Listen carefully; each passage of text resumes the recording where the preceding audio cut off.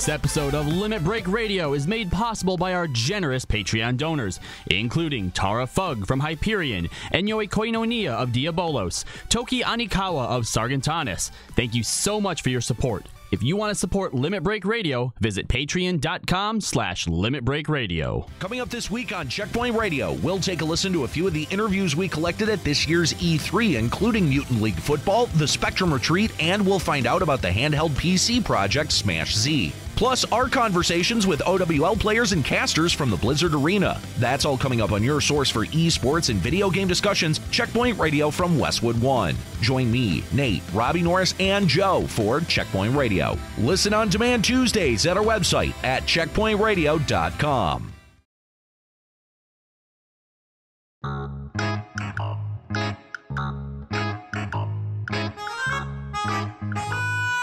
Looking for the hottest in action around? Then come to my hot springs, the Skuro Hot Springs in the shady back alleys of Ul'dah. You'll sweat even more profusely when you bask in my co-ed hot springs. Clothing prohibited. Ladies get in free. Subject to visual approval. You know what? Never mind. All ladies get in free. Even Nika. Especially Nika. Come to Skuro Hot Springs and let my hot liquids cover your naked body. You've tried my anal corks. Now get the full body experience. Need my lotion. Skuro Hot Springs. Let me look at you.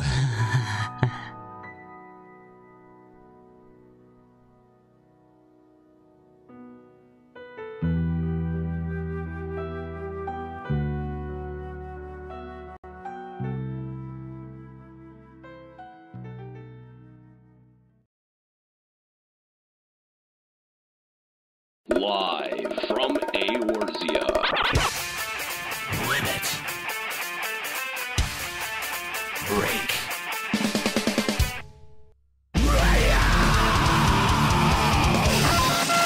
with your hosts, Unhero.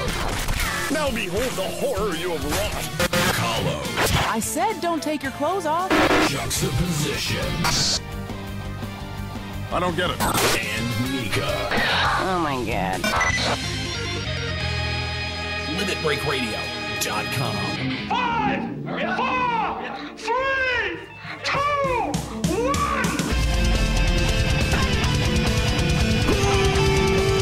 Welcome to Limit Break Radio. It's nice to be back. Yes, it is. It sure Man. is. I'm glad to be reclaiming this show from the grasp of mediocrity. Bringing some professionalism back. What did you people do to my Our show was a good It was we had a perfect. good What job. are you Thank you talking very about? much. You let him talk about his baby for 20 minutes. Seriously? It wasn't that long. Oh my god, it was great. so long. It It could was so have been long. longer. Oh, fuck your stupid baby. No one wants to hear about your baby. My baby is wonderful. She's starting to try to stand up now. Stop it. She's got like one. No, she's like, no, it looks no like she's baby proposing. talk. No baby talk. Done. We don't care about your vegetarian baby. No one gives a shit. Anyway, welcome to the show, LimitBreakRadio.com, twitch.tv/LimitBreakRadio. I want to thank everyone for joining us today. Let's kick it on over to our Eorzean studios. Whoops, wrong scene. There we go. Kicking it on over to our Eorzean studios. You're fired! Did you see what he put in the studios? What? Oh, the fish people? The fish people. God damn it. I fucking hate you. Why did you do this? Why? Yes. Why did you think? Because they're terrible. They're the worst creatures in this whole game. Don't they remind you of Skuro? I mean, a little bit in the way that Oh, now that you mention they're like bottom feeding fish. And you just want to that are just sad and pathetic. Yeah. Yeah, they're great. I mean, I guess. But why do they have to be in our house? Why? Yes. Put them outside. Because they're wonderful. Oh, don't worry. Oh, no. Trust me. The Namazu outside are coming. Oh, great. Oh, God. Great. Anyway, thanks for joining us, twitch.tv/Limit Break Radio. We want to hear from you. Limit Break Radio on Skype, 810-515-8715, limitbreakradio.com/Discord. We were not here 2 weeks ago. And we thank you for that. Because, of course, we were out at E3 2018, which was pretty, I got to say, pretty awesome. It was very, very awesome, very successful. Yes. So while we were out there, even though we weren't really out there for any Limit Break Radio capacity, we did take a stroll by the E3 booth. And impressive. And they throw rocks at you and promptly got shooed away. Yeah, the Square Enix E3 booth. Yeah. Oh yeah. We even stopped by the FF14 booth. They would let Escalia play. They would not let any of us play. He got a T-shirt. Yeah. Of course, he's a casual. I feel a little discriminated against. I'll be honest. I actually read a statistic somewhere that like 46% of the people that attempted that fight beat it. That's actually kind of impressive that they stepped it up for E3, because usually the fights that they put out there are pretty face rolly. Yeah. But yeah, people seem to struggle a little bit with this one. I don't know. I didn't get to try it. I didn't get to either. No. I was quickly ushered away from anyone who would listen to my poisonous ideas. I barely got a chance to look at their little shop that they had. I almost bought a pack of trading cards for Juxta. Really? For the Final Fantasy TCG game. Yeah. Gross. No. I bought some of those when I was in Japan. They're kind of so not cool. How are you turning your nose up at the? Because I am a trading card game connoisseur. Thank you very much. And that is an abortion of a card game. Wow. Yeah, I went there. Have you tried playing it? I read up the rules and I looked at the art, and both those things suck ass. All right, they can't even be bothered to make original art. It's just like whatever official art is for that game. All right. Yeah, that is, I guess, a little lame. Yeah. A little lame. Yeah. A little lame. In a card game, you have two things. You have cards and you have rules. If you can't get the cards right, what's the point in bothering with the rules? And the rules were so awful that I didn't even bother to remember them. All right, I can't even tell you what the rules are because they were so awful in my mind. And I can remember how to play the Mega Man card game. Thank you very much. Which, by the way, in my opinion, was woefully underplayed, and it was a travesty that it is now defunct. But see, that's what happens when fan bases don't invest themselves even in the crappy parts of the things that they love. It gets canceled. Yeah. Star Wars nerds. Yeah. Oh. Yeah. Yeah. Yeah. Speaking of supporting the things that you love, patreon.com/Limit Break Radio to make sure that we don't go anywhere. My, you're thirsty. Nice. That's a good one. Seriously, though, your support over at patreon.com/Limit Break Radio is crucial to the continuing of this very show. We did surpass the 1,300 mark for the last month, which means that we are busy at work. Let's be real. Getting Let's Be Real together. Maybe I 2 weeks. I promised all of the listeners. I heard it. That it would be here today. I heard it. Yeah. Because you're an idiot and you don't know what the fuck you're talking about. Well, to be fair, Nika said I promised it. I said it probably wouldn't be here. No, that is not what happened. I'm pretty sure that's look. Not last week, but the week before that. Well, actually, because it came out last week, we were actually surprised you guys did one. To be honest, yeah, we fully expected whatever you had done to be a pile of trash. It was out a little bit late. It was a good episode. It was a steaming pile of incompetence, as is evidenced by the fact that you promised something that you have nothing to do with and couldn't keep. I don't know if you're even on that show. In fact, you know what, guys? I'm gonna promise that next weekend, Kooky and Nika are going to be bringing you a Chick Point. Ooh. Yep, the new female-only Chick Point radio show. That's pretty sweet. Chick Point. Yeah, I like it. That's what we should call it. Anyway. What's the topics, Nico? Yeah, what do you guys... I mean, free promo time for your new show. Let's hear it.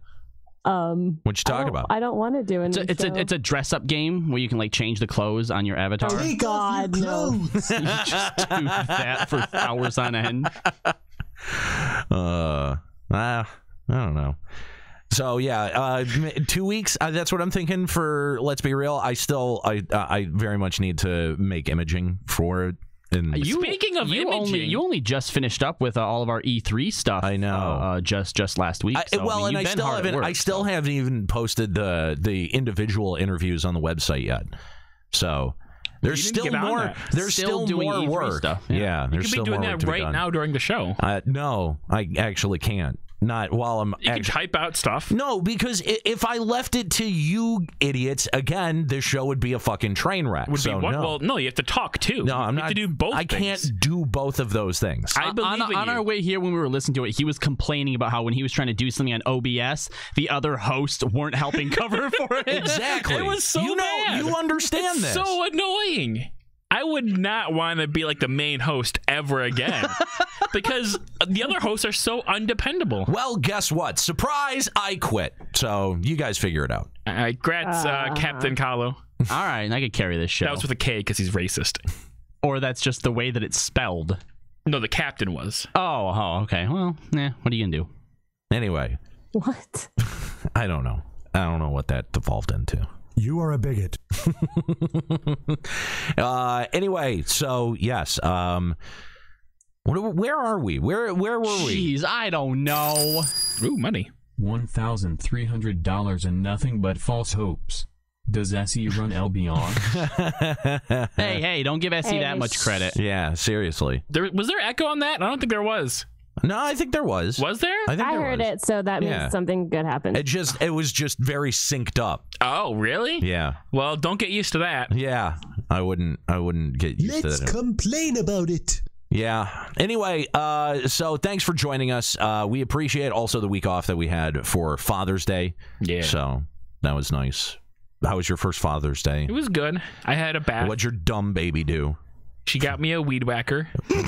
Aw, how did she know? You know you're a dad when you start getting tools for Father's Day. Why? I'm looking From forward your to less than 1 year old. I'm looking forward to tomorrow where I'm going to go buy some trimming shears to chop these giant tree weeds in my backyard. What happened to you? Did she write her name with like one of the letters was backwards? No, on the card? No. I'm pretty sure Fairbear just like taped a crayon to her hand and then like forced the hand to move on the card. Oh, good. Because she can't really hold things properly quite yet.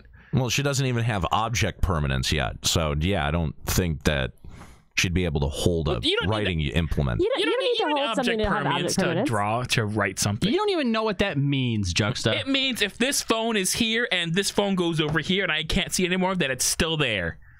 Boom! Psychology, bitch. Anyway, wow. Good job. You have to know these things when you're a father. I'm so happy to be back on the show. Are you? Again. Really? No, actually, specifically not in this moment. Not really. Lick my balls. Okay. You know what I missed? What did you miss? My drop board. Yeah. I couldn't use it last week or 2 weeks ago. Good. Well, even when you were here 3 weeks ago, you barely touched the goddamn thing. So your drops better be on point today. I'm expecting them to be on point. You know whose drops are always on point? Norris. Yeah. It's really wow, that impressive. was in sync. Yeah. Well, that's because it was so blatantly obvious that could only come from Kahlo. That means your jokes are bad and predictable. Anyway, so I guess let's check out what's going on in FF14 news then. This is a limit-breaking news update. So as was announced at E3, one of the coolest and honestly kind of out of nowhere crossovers yet to grace the FF14 servers, Monster Hunter is coming to Eorzea. It turns out that over 10 years ago, Yoshi was actually playing Monster Hunter on his PSP in a bar when he ran into the boss of the Monster Hunter series. Is it news time yet? We're literally doing the news. Yes. Thank you for your $5. Yoshi P actually was in an interview with this Mr. Sugimoto or whatever, and he was actually talking about when they made the announcement that he was going to be taking over the helms of Final Fantasy XIV, that this monster guy was actually kind of, he said, angry almost. He was worried about his career, and he was like, are you sure you want to move forward with this? He said it was as if he was thinking about it on his own problem. He was so concerned and so caring for me about it that at the same time he understood it was serious. He was serious serious about rebuilding FF14, and he said that if he wanted, that he could ask Capcom or Monster Hunter, like, if there's anything that we can do to help, let us know. And now 10 years later, he's finally cashing in on that favor. All right, that's kind of funny. With this Monster Hunter crossover. Yeah. So the guy who made Monster Hunter was concerned that Final Fantasy XIV would suck balls? Yeah. Yeah, and then it would ruin Yoshi's career. Yeah, pretty much. Which I think is hilarious. It was a valid concern at the state of 1.0 at that point in time. Yeah, so. and this is a true crossover. So we're not just getting part of Monster Hunter. Monster Hunter is also getting a behemoth fight in Monster Hunter World. And apparently what we're getting isn't just going to be a fate, because in a Dengeki interview, they said they're not going to outright say whether or not it's an 8-man trial or not, but they will not betray our expectations. But we can expect a trailer in July that'll show us the battle and the reward. If we get a trial, that would be really cool. It's an 8-man trial. All right, well, 100%. I mean, I would actually be pretty okay with that. Yeah, I'd be more impressed than the fates that we got with literally everything else. Yeah, I think that's pretty much why everyone assumed that it was just going to be a fate. Mm-hmm. You know, you also have to be, I think, level cap for this. Wow, really? Do you? I don't know if you have to beat the MSQ or not, but you have to at least be at the Azim steps. Really? Yeah. Oh. And so. In the little official Monster Hunter crossover webpage, they have a little things where it says level up right now, or if you don't have time, we have little jump potions for you to purchase. Oh, they're trying to sell the jump potions. Yeah. It's an option only if you need it, but you have plenty of time to get there beforehand. Oh yeah, I'm sure. Yeah, I get it. Well, it'll just be interesting going forward to see if they treat other crossovers with this level of dedication or this level of work. I don't know. We'll see. We finally also have solid details on this year's Fan Fest, which is going to be taking place at the Rio in Las Vegas. Tickets will go on sale July 10th and are priced at $149.99 each. Anyone with an active 14 account between January this year to June is eligible to purchase, and those who attend will get the FF7 Advent Children Motorcycle Fenris and a to-be-determined minion. Since the live stream will be free, though, both the mount and the minions will all be purchasable in the cash shop. Jesus, did you even try? Why can't they just let us have exclusive shit? No, nothing can be. That would be Final Fantasy XI. Yeah, well, and not just that. Why, when you can make money off of it? Yeah. Plus, all right, Nika, imagine it like this. Imagine you don't get to go to FanFest, and they don't provide free purchasable stuff on the cat. Well, not free purchasable stuff, but you can't buy it on the cash ship. How then would you, as a person not going to FanFest, get the motorcycle mount? It's really cool. And wouldn't that make you feel bad? No, it would provide that gear lust shit that we've wanted in this game. I would look at them and be like, oh, I'm so jealous. I wish I could have gone. I'm going to sit here and take screenshots of it because I'm jealous. You'd feel bad. Yep. No, but I think that's a good thing. Bad. Because then you'll want to go to the FanFest next time. You need to share, Nika. Isn't that something that you teach your children? Share? Yeah, you elitist. Not the same thing. Oh, it's not the same thing. Nika, you're an elitist. You just want people to not have cool things. After the very first FanFest in 2014, I remember seeing someone else with a Moogle outfit and like thinking that they actually went. I was like, oh, I have one of those. You must have been there with me. Like, did I run into you? Blah blah. Like, oh, I just didn't. I was like, I bought the stream. Yeah. And I was like, oh, well, like it kind of took away that, like, I don't know, the instant bond you have with someone. I don't know. There's Square Enix does their best to quash that emotion at every possible opportunity. They don't want you to make genuine connections. They just want you to be paired up with people to be able to get through content. To be fair, they do want their cash shop to make a genuine connection with your credit card. That's pretty, yeah. Because God forbid you ever get a chargeback to Square Enix because your account is gone. Gone. The patch 4.3 website has also been updated again in preparation for patch 4.35, scheduled for July 3rd. This includes even further Hildebrand adventures. That's actually what it says on the website. That's even further Hildebrand adventures. Dear God. And the new deep dungeon, Heaven on High. Looking forward to that. We actually have a few quotes a little bit later in the show from Yoshi P about the deep dungeon that's coming that I think, hopefully, still take it with a little bit of grain of salt, but is some of the stuff that we've sort of theorized here or talked about what would make deep dungeon better, he talks about as well. Same thing also goes for Eureka. Okay. Introducing another stupid-ass screenshot contest. Yeah! Take a screenshot of your most prized possession in-game, and you can win the usual pool of boring-ass prizes that everyone should already have. And don't worry, if you haven't won yet, they're picking out 50 fucking winners for this. How can you even form an attachment to anything? Like your most prized possession? Yeah, exactly. What would that be? That would be my tub of metallic gold dye that I bought on the Cash App. So I want to say like one of the cool weapons that I got, but like over time, once you can just out level it, everyone gets the weapon. So it's not that they cool just kind of give you. Or you can buy it on the market board with a sweet glow. Yeah, I don't think that I would consider anything that I have in the game a prized possession. And the thing is that I could like make a stupid like heartfelt thing and say that like my husband's my prize projection, but prize projection procession, but he canceled his. He's gone. He's gone. I have no prize possessions left in this game. Oh, that is hilarious. Rip Senpai. Tell Senpai to start playing WoW. Yeah. What's he playing instead? We're working on it. Overwatch. What? Senpai? Wait. What's he playing on? PC? Okay, good. Well, how come he has what? Senpai? Wow. I am betrayed. They're mad that you haven't played Overwatch with them. Yeah. So, all right. I mean, I don't care, but I'm getting an extremely gay vibe. They feel betrayed. Yes, that we didn't know. Like, I don't even think you think I have him on BattleNet. This is ridiculous. I thought he hated all Blizzard games. That's a Nero. He says he'll play with you, so okay. I like Most Vani's comment. I think they meant prized possession, not priced juxta. Yeah. To be fair, though, with Square Enix, that's an easy thing to get confused with. Sure is. Are you sure they meant that? I don't know. They're not mutually exclusive, though. Oh. Yeah.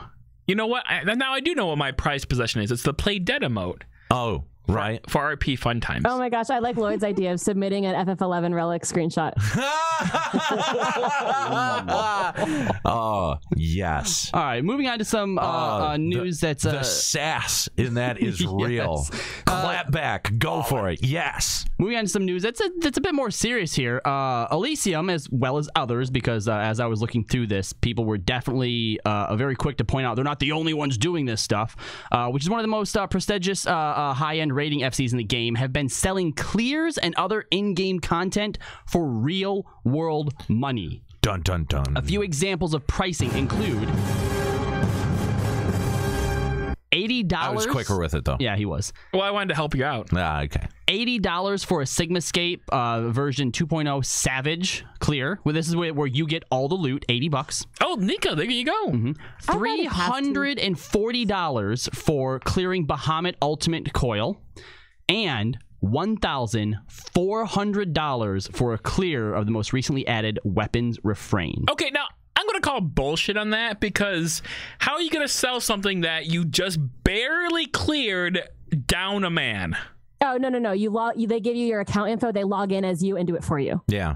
Oh, well, that makes a lot of sense. That makes it even more sketchy. Yeah, now super sketchy. So I want to know how we went from the days of, like Chinese gold sellers and stuff like that type of RMT ruining the economy, and how we got to a point where people think that it's okay and that you weren't going to be called out by Square Enix for this? Hang on just a second here, because this stuff absolutely happened all the way back, even as far as 11. Right. For like real world money? I mean, I know selling stuff in game for yes. Oh yeah, you just put those blinders on and you just remember with rose colored glasses, my friend, because this shit happened a lot in FF11. I remember people selling characters, like when they quit the game, they would sell their whole character, and like. But that was they'd sell those to RMT sites, so I put that under the RMT umbrella. Well, it was harder to find it because you didn't have Discord or Reddit posting all the stuff everywhere. All right, that's probably fair. You wouldn't find this on Killing Ifrit. I think Alakazam would have looked poorly on the practice. Yeah, or Thoughtbot. Right. Yeah. Did they? Because I know that SE put out a warning reminding players. Did anyone actually get punished or banned for this? Let me just. I'm gonna. I don't know. Here's. First of all, hashtag double standards. Second of all, there's no double standard there. Every single account associated with this practice should have received received a permanent ban. There should have been no warning issued. There should have just been, oh, these number of accounts were terminated in the latest RMT here's activity. The thing, though, is that in the game, there is no proof in game that they're doing this. The in-game things say selling this, PM on Discord for more info. At first glance, it looks like they're selling it for Gil. Get the RMT task force involved, set up a sting operation. That's awesome. Chris Matthews used to do this shit all the time to pedophiles. I don't think that Square Enix is beyond going a little bit farther and figuring shit like this out. When you have websites full of information about pricing, don't act like, oh, exactly. You can't prove they're doing anything. I mean, true, but the thing is that we have been time and time again been told that they're not allowed to use any third-party things as evidence. That's why okay, you can't ban people for having from other ATT people up on Twitch. Yeah, see, I don't know that I believe that, because if that's true, that must be a specifically Square Enix thing, because Blizzard recently has been going around using YouTube videos and other proofs of harassment to outright ban people. Yeah, I'm sure after our next news story, I'm absolutely positive this is a Square Enix thing. Let me tell you. Here's my opinion on it, is that Square Enix doesn't want to upset the apple cart and feels, if they ban these people who are the top 1%, the top 1% of the endgame community, that their endgame community will crumble. And they're correct. It will if they do, but they are morally complicit then now in allowing people to cheat and monetarily benefit directly through the game. That's ridiculous. And that violates the terms of service for FF14. I don't know how much more clear that could possibly be. So as long as all of these, high-end link shells are still involved with the game, as long as there have been no punishments handed down, and I'm not talking about a slap on the wrist 24-hour ban, 48-hour ban, even a week ban, I'm talking fucking permanent bans, Square Enix is complicit in allowing cheating to happen in their game. Period. Couldn't put it better myself. 100%. I'm all for Elysium making a whole bunch of money on people who have way too much money. I mean, if you can make $1,400 selling a weapons refrain clear, then by all means you fucking go for it. No. I'm not saying it's good or legal. Perma ban. Or I mean, I think here's the question Square Enix needs to ask themselves: do they take action and impact their endgame community, or is there no action with tons of evidence, anecdotal or otherwise, tons of evidence out there that's going to eat a hole in the middle of your player base? Right? Like, your end game community is going to be unaffected. Your middle game players are going to see that and go, why am I paying a sub for this? Square Enix finally decided to stand up for their long-term players. I mean, in the most damaging way possible. Listen, when we were talking about, E3 earlier in the conversation, and we were joking that we got ushered out of the booth. I actually did have a very, pleasant conversation with Matt Hilton. But I listen, and I'm calling on him now to address this problem openly. Matt needs to come out and address this problem. The community team needs to come out and address this problem, not just in the form of a tweet and not just in the form of a warning. There needs to be action.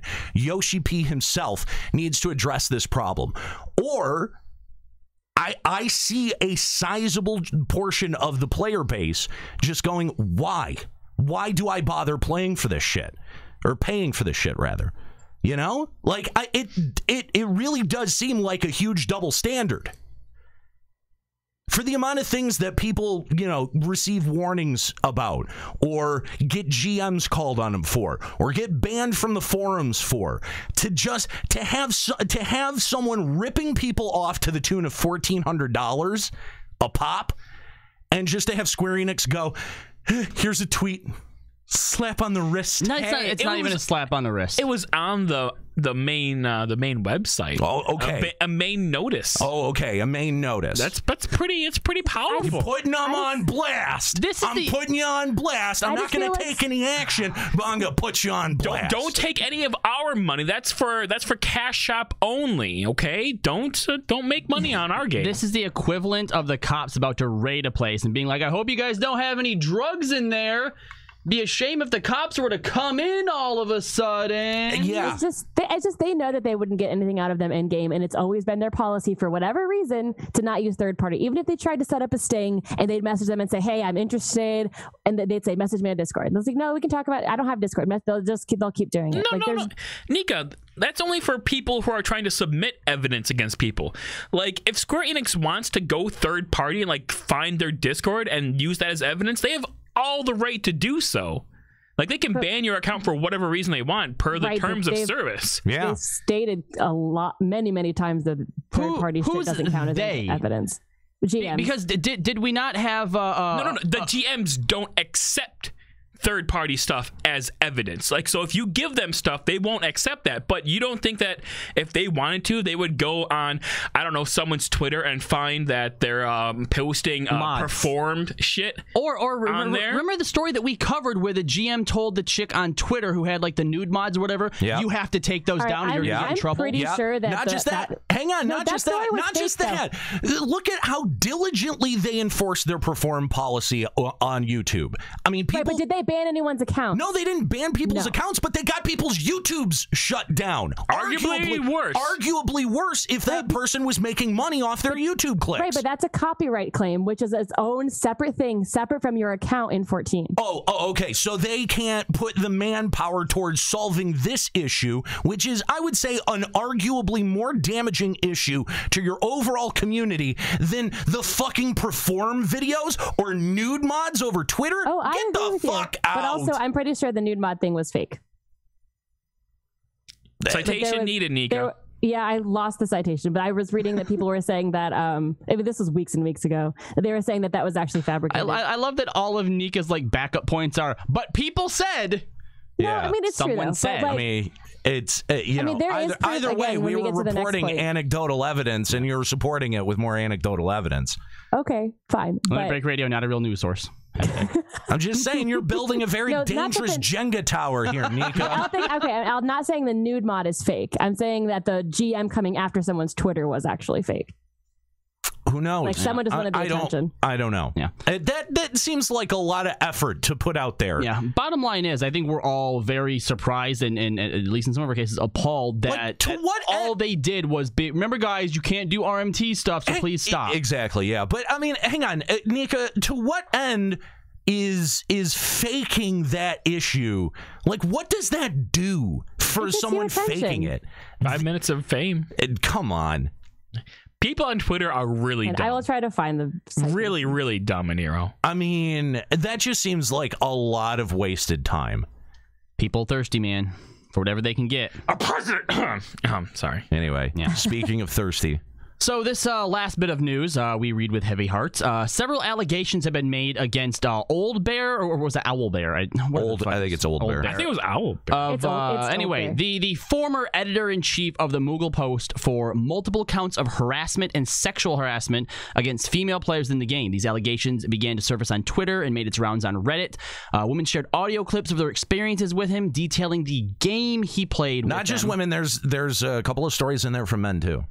Grooming them, reeling them in until eventually dumping them. A lot of players escape to the world of MMOs for just that, an escape, a safe place in their lives. And while there have always been trolls or people who make your experience less fun, people should not have to be worrying about sexual predators like this as well. So this kind of rocked the community, guys. Yeah, lots of people talking about this. Yeah. For a while, it was going under the hashtag Mooglegate, and... Wow.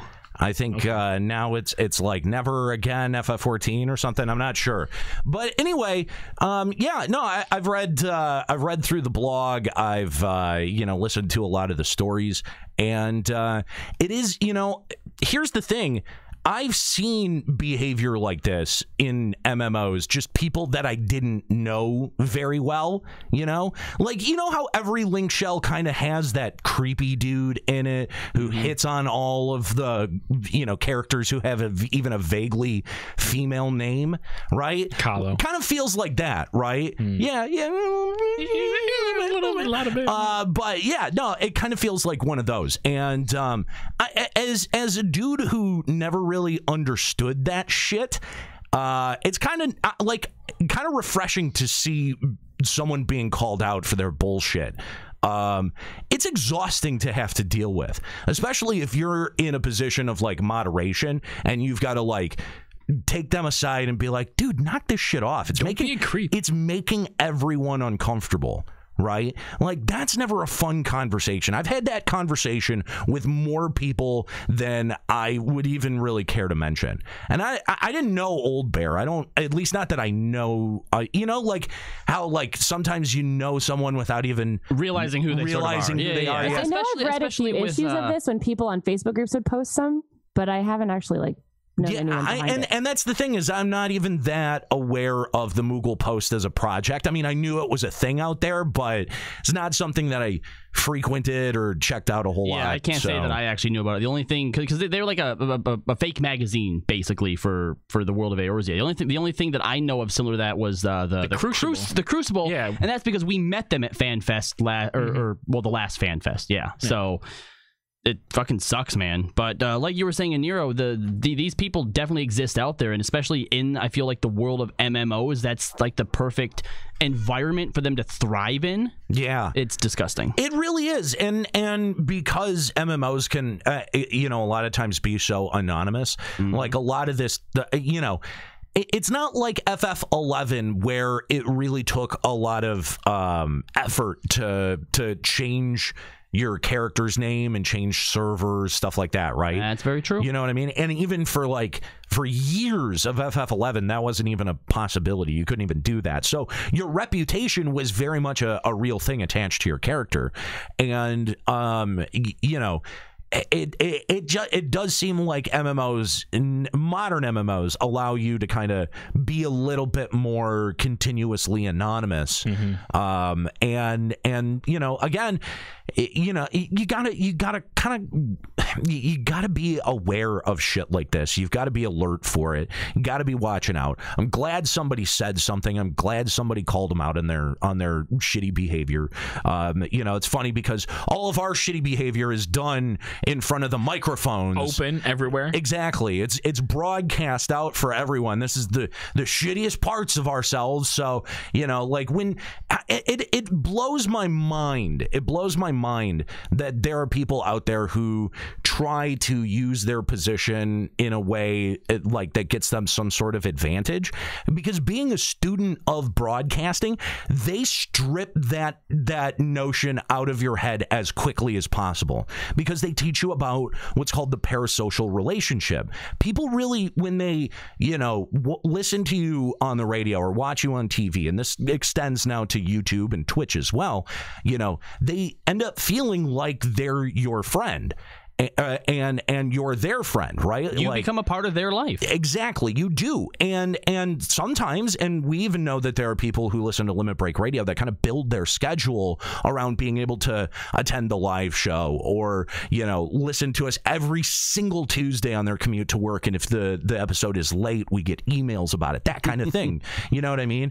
That is what's called the parasocial relationship. And that is a very, very important thing to respect. You know, you have to understand that you as the broadcaster are put in a very specific position of power that allows you to be very influential. And so you have to be responsible with what you kind of put out there. You have to be responsible with the relationships that you cultivate through it. That's why, you know, like, and there are some people out there in the LBR listening audience that are genuinely my friend, but it's a little bit more difficult to become my friend if you're a fan of the show show first, because it's like you've got to kind of get through the layers of like making sure, knowing the real building. Yeah, you gotta build up those relationship meters like in Persona.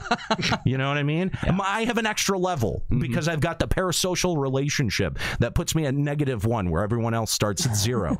But that's okay. But that's okay because I'm also less likely to be an open dick to you when I meet you, or more likely depending on your context. Anyway, that is something that people, especially in the world of DIY broadcasting, have to take very seriously. And we've seen countless other people abuse it, whether it's communities like Minecraft or just YouTube creators or whatever, and we end up hearing about their bad behavior. When it happens in our own backyard, we can't just be silent about it. So you know what, on that point right there, we can't be silent about it. One of the things that I was actually, I guess, not surprised but disappointed to see when I tried to like really dive into this and do some investigation on it, because it was a little bit after it all broke and whatnot, everything on Reddit completely scrubbed clean. Just gone. I don't know what we don't want any witch hunts here on Reddit. What their decision for that was, or what. But yeah, basically everything's just gone. None of that drama here. We just want hentai girls and tentacles. Yeah. Just further evidence that Reddit is a shitty, insular, terribly modded community, and we've said that for years. I mean, that was what ignited that whole big, war between us and the Reddit mod staff in the first place, that got us 750 comments in one thread that were basically shitting on me the entire time. And they felt like that was perfectly okay. And in fact, I told them it was okay. But, and then they closed it down. But posts like this, oh no, oh, heaven forbid somebody was aware of a sexual predator in our community and is trying to spread the word and call them out and educate everyone. Suddenly, in that context, Reddit's really concerned about a witch hunt, guys. Yeah, especially like going back to what I was talking about, the GMs, there are actual, I don't know if they were on the Twitter or the Reddit or both, but there were flat on screenshots of people who tried to report them to the GM. He's like, I'm just inquiring how we would go about reporting this. And they flat out said, if it did not happen in the game, we cannot investigate it. I strongly encourage you to send reports to the people who run those third-party programs. But again, we cannot accept them. So it's like, yes, you met someone in this game. You're on a Discord for this game. He's harassing you on Discord, but you cannot report him to the GMs in the game. Yep. They flat out say that. That still, though, to Chris's point earlier, that's just to limit the number of people trying to use the in-game chat to keep it, or the in-game reporting system to keep it to where they're only worried about dealing with in-game. That does not mean that them as a company, that they can't use external sources for investigation. Right. Yeah. I just think that it's, Square Enix has kind of put themselves in a convenient little corner where they're like, oh, well, if it doesn't happen offsite, then we can't investigate it. But then, it's a huge double standard. Yeah. And that wraps up all the news that we have for the past 2 weeks, actually, since we had last week off. So. Yeah, all right. Lots of news. Oh my God, there was so much news. You actually did me the favor of preparing the skeleton outline, right? So I'm like, all right, this shouldn't be too hard to put the show together. And then when I saw all the stuff that we had on there, I'm like, man. That's kind of why I did the skeleton outline, because there was so much shit. So I'm like, I can give this small token of goodness. Yeah, still more than Ika did. So what we have here for the main show today is that since these two did their quote-unquote show after E3, and then obviously we were off last year, there's been a bunch of actual news, actual interviews, big info dumps that have accumulated since then. So Square Enix was talking to everyone except Limit Break Radio out at E3. Yeah. Such an asshole. Wow. Base on that was intense. It's very, very intense. Very intense. Yeah. But before we get into that, let's go to our phone lines and talk to Geldnar Hothbane from Gilgamesh. What's going on, Geldnar? Oh, guys, I'm tired. The whole Elysium thing. Are you hungover? No, I'm just upset about everything that has been going on. He fought lots of Hoths recently. Gotcha. Well, he would be the bane of Hoths. Yeah, well, yeah, that's how he earned the title. Makes sense, yes. Anyway, talking about Elysium, what's up? This has been going on for a while, to be honest with you. Oh, yeah. Oh, yeah, definitely. This has been going on for a long time. The players on Gilgamesh knew what they were doing. We knew what was going on. They just didn't want to be put on blast for it. Well, the community has kind of always known what was going on. I think the critical thing is the response to it, right? Like now Square Enix is like addressed the elephant. Exactly. So now LBR gets to talk about it. The elephant is, we can all agree that there is an elephant in the room. Now the question is what to do about it. And Square Enix just pointing and going, hey, there's an elephant, isn't solving the fucking problem. Oh, no, here's a prime example. I called someone out on that nude mod that was going, that people said they had. And I called them out saying, I don't have it. That got me a 7-day ban on the official forums. Wow. But, what? Yeah, I called them out for it because I said, I don't have it. So why are you lumping me in with them? So with that being said, I personally believe that, rules are rules. They did the crime. They should do the time. Yeah. Get them out. Yeah. I don't care. Even though they're 1%ers and do everything, they did the crime. It doesn't matter. I mean, why should they get a pass for that? To be honest, I mean, I sort of feel like anyone even associated with the link shell, anyone in the link shell at all, should get banned. Not just, I mean, like that's kind of far. No. I agree with him, because had I found out that I was in a top link shell like that and they were selling in-game content for real money trading, I would have like straight up, I'd have bailed out. I would have bailed, and I would have, especially if I didn't have a cut of that. Me too.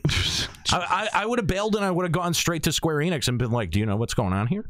You know what I mean? And if you didn't do that, and if you're one of these people who's getting paid off of this, you definitely deserve a ban. But how do you exactly figure out who's getting paid off of this or not? You don't. So you just ban everyone in Elysium. Yeah, and honestly, if you're part of that, like, just take it. Like, if I was part of the actual core part of the group that was getting the paid, and I logged in one day to a ban, like, I'm sorry, let me tell you. Let me tell you what this is. Here's the way that I see this.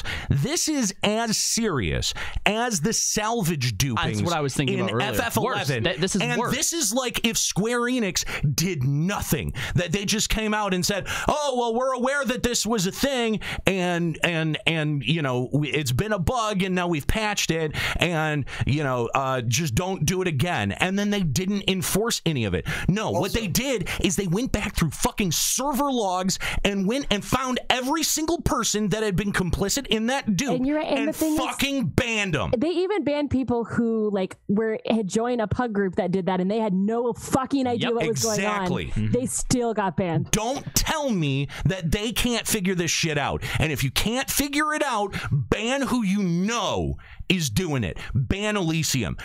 Fucking ban any of the link shells who are openly advertising it, by the way, through your party finder. Doesn't matter if they were sending you to a Discord, or it doesn't matter if they were sending you to a direct link to put in your fucking credit card. Okay?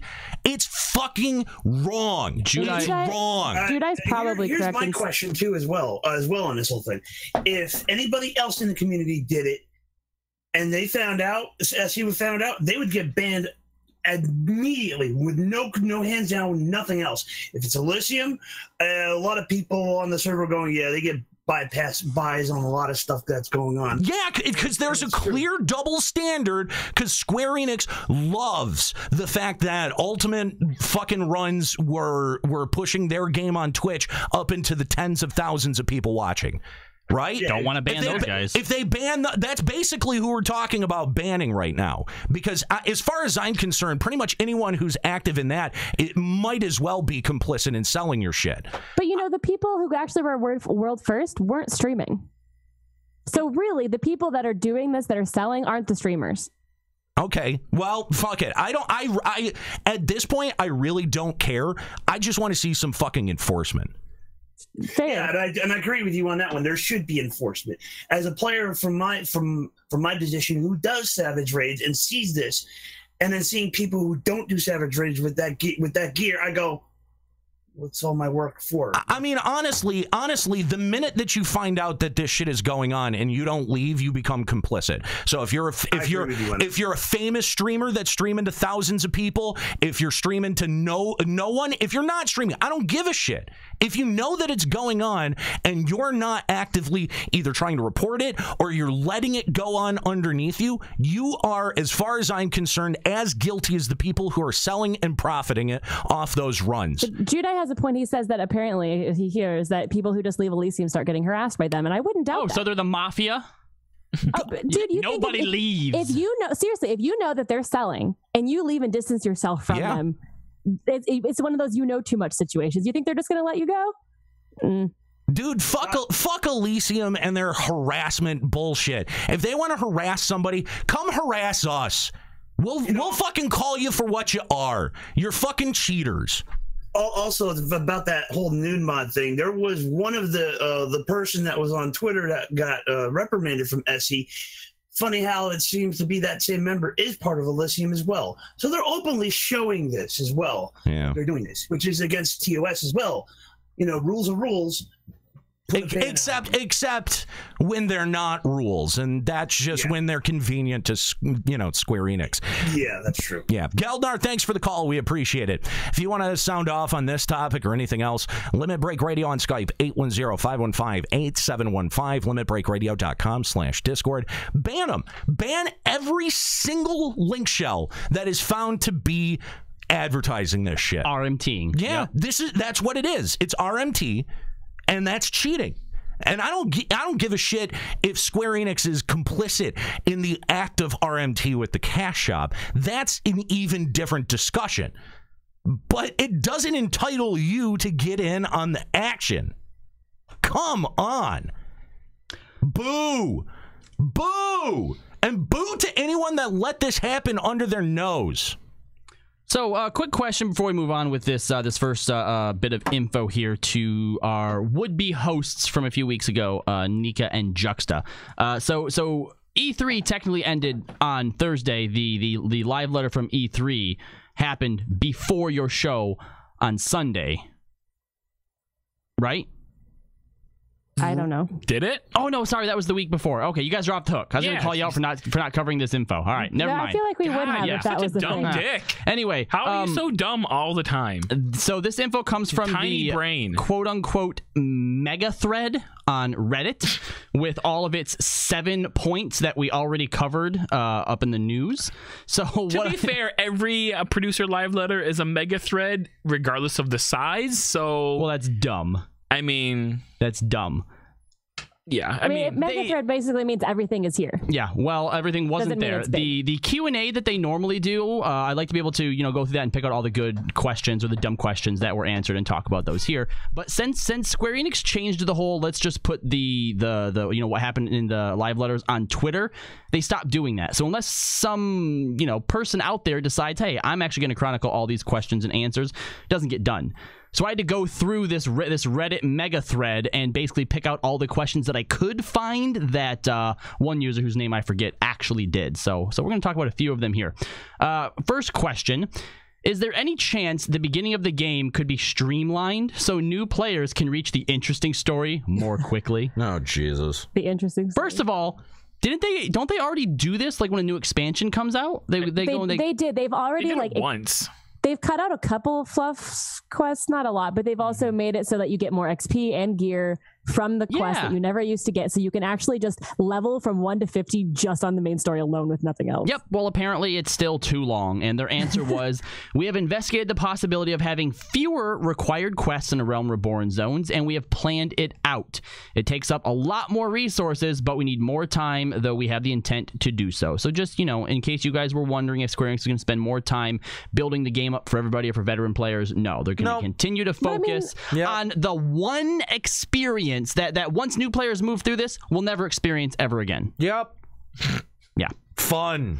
But it takes lots of resources, so we're going to cut out something else later. To be fair, though, the Realm Reborn story has a lot more fluff than Heaven's Ward. To be fair, a Realm Reborn story is the only interesting one, because Heaven's Ward was half okay and all of Stormblood was shit. No arguments there? Good. All right. Fair. Yeah. Next question. Speaking of Deep Dungeon, do we have anything to showcase here? Their answer was, for our next Deep Dungeon, we have information on the rewards, and apparently it showed a picture of braided hair. You may have also noticed that one of the NPCs already has this, and it will be available in the Deep Dungeon. This is a hairstyle submitted by a contest entry. Also, apparently, a dodo mount. Dodos aren't big enough. Great. Giant dodo? What, am I supposed to be impressed? Yeah! As long the only way I will be impressed is if they bring back the stupid belch that they used to do in 1.0. Dodo mount. In 1.0, the dodos would belch, and it was hilarious, and they took that away in 2.0. Give me that as a mount action, and I will. So Nikki, you're gonna go through this hardcore 4-man content, floors 30 to 100, and the only prize you get is a mount, and you're okay with that? The only prize, no, but I will be. Well, okay, you're right. It's not the only prize. You get a hairstyle too, and gear. And then at the end, we don't know much about the gear, though, right? We don't. Well, I mean, presumably you get some sort of item that may alter your attributes in some sort of fashion. And at the end, there'll be a bench you can sit on. Oh. Are there any plans to create a search function for those players looking for a free company? They said, we're actually having the UI team work on this. Plans are starting to get drafted. It may not be for the next major patch, but sometime soon. All right, we'll see it in 2 expansions. Pretty much. Didn't 1.0 or 2.0 something had a search function where you could just like join link shows that were searching and inviting? Wasn't that in 1.0? I think that's free companies. This specifically is for free companies. Oh, is it? Yeah. All right, never mind then. Because that's what I remember. There already was a system in place at some point in this game where you could search and see people that actually had we're allowing people to join, and you could literally just join. Okay, I think what that was is you could search for free companies. This is so the free companies can look for people who are looking for a free company. Wait, really? Yeah. What? That's not what it sounds like. It says it says for those players looking for a free company. Yeah. Yes. So the way that I took that to mean was we as Limit Break Radio Free Company could be like, all right, who out there wants to join it, and we could go into a thing and basically see all the people who don't have free companies and ask them if they want. I don't think that's literally not what that says. I think you're reading it as there a search function to find those players looking for a free company, but that's not what it says. It says, is there a search function for the those players that are looking for? I thought that already existed too. Yeah, that's what I thought. I mean, that's why our free company has little options and tags that says role playing and hardcore and casual and shit like that. I wouldn't be surprised if Square Enix doesn't even know what the fuck's in their game at this point.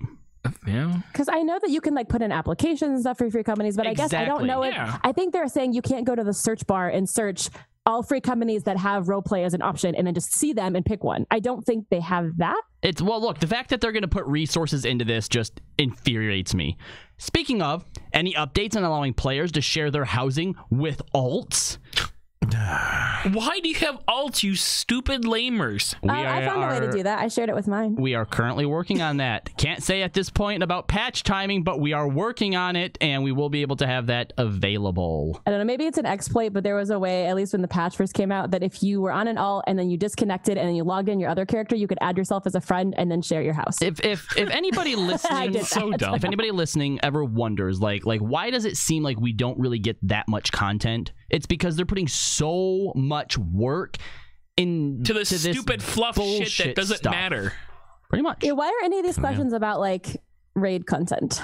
Well, because they're cherry picked. They're absolutely cherry picked. They wouldn't have answered them if they were in there. But these questions are so dumb. What about this one? You'll get no argument out of me. I actually thought this one was pretty well. At E3, and there's lots of dumb people there. Yeah. As evidenced by the 48% clear rate on. I don't think that they took these questions from E3. Like every other live letter, there was a specific thread you went to on the Lodestone of the forums. Put your questions in, and then they picked which ones they wanted. But this was live at E3, right? Yeah, I thought people stood up and asked questions. He was in a box when I saw Yoshi P, so I don't know how people stood up. Like the Pope? Pretty much. Maybe Yoshi P mobile? There wasn't a mobile. It was just a little glass box with mics and stuff in it, and they shut you in there, and people could look at you like you were an exhibit at the zoo as you walked by. Pretty much, yeah. That sounds accurate. Okay. It kind of is at this point. Would the team consider making all Mog Station items account-wide? I thought this was because once upon a time... they were? In World of Warcraft...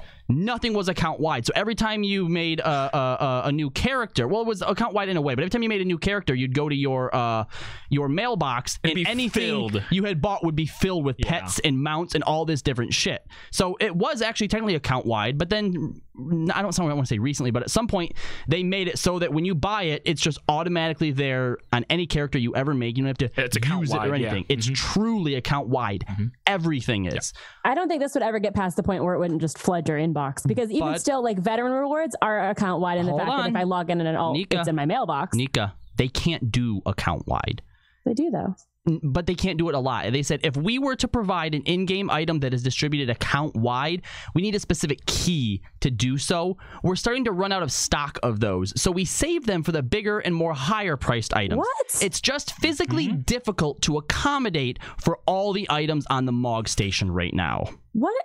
I don't even running out know of what that stock? means. It's a digital fucking key. If you understand how integers work with 32-bit versus 64-bit, like you can only hold a number X large, and basically they chose an integer which is not big enough, and so now they're running out of space for that integer. That's such bullshit, because like all the veteran awards and all that are account wide. Like if I logged into my shitty alts I haven't played in years, all that shit will be in my mailbox.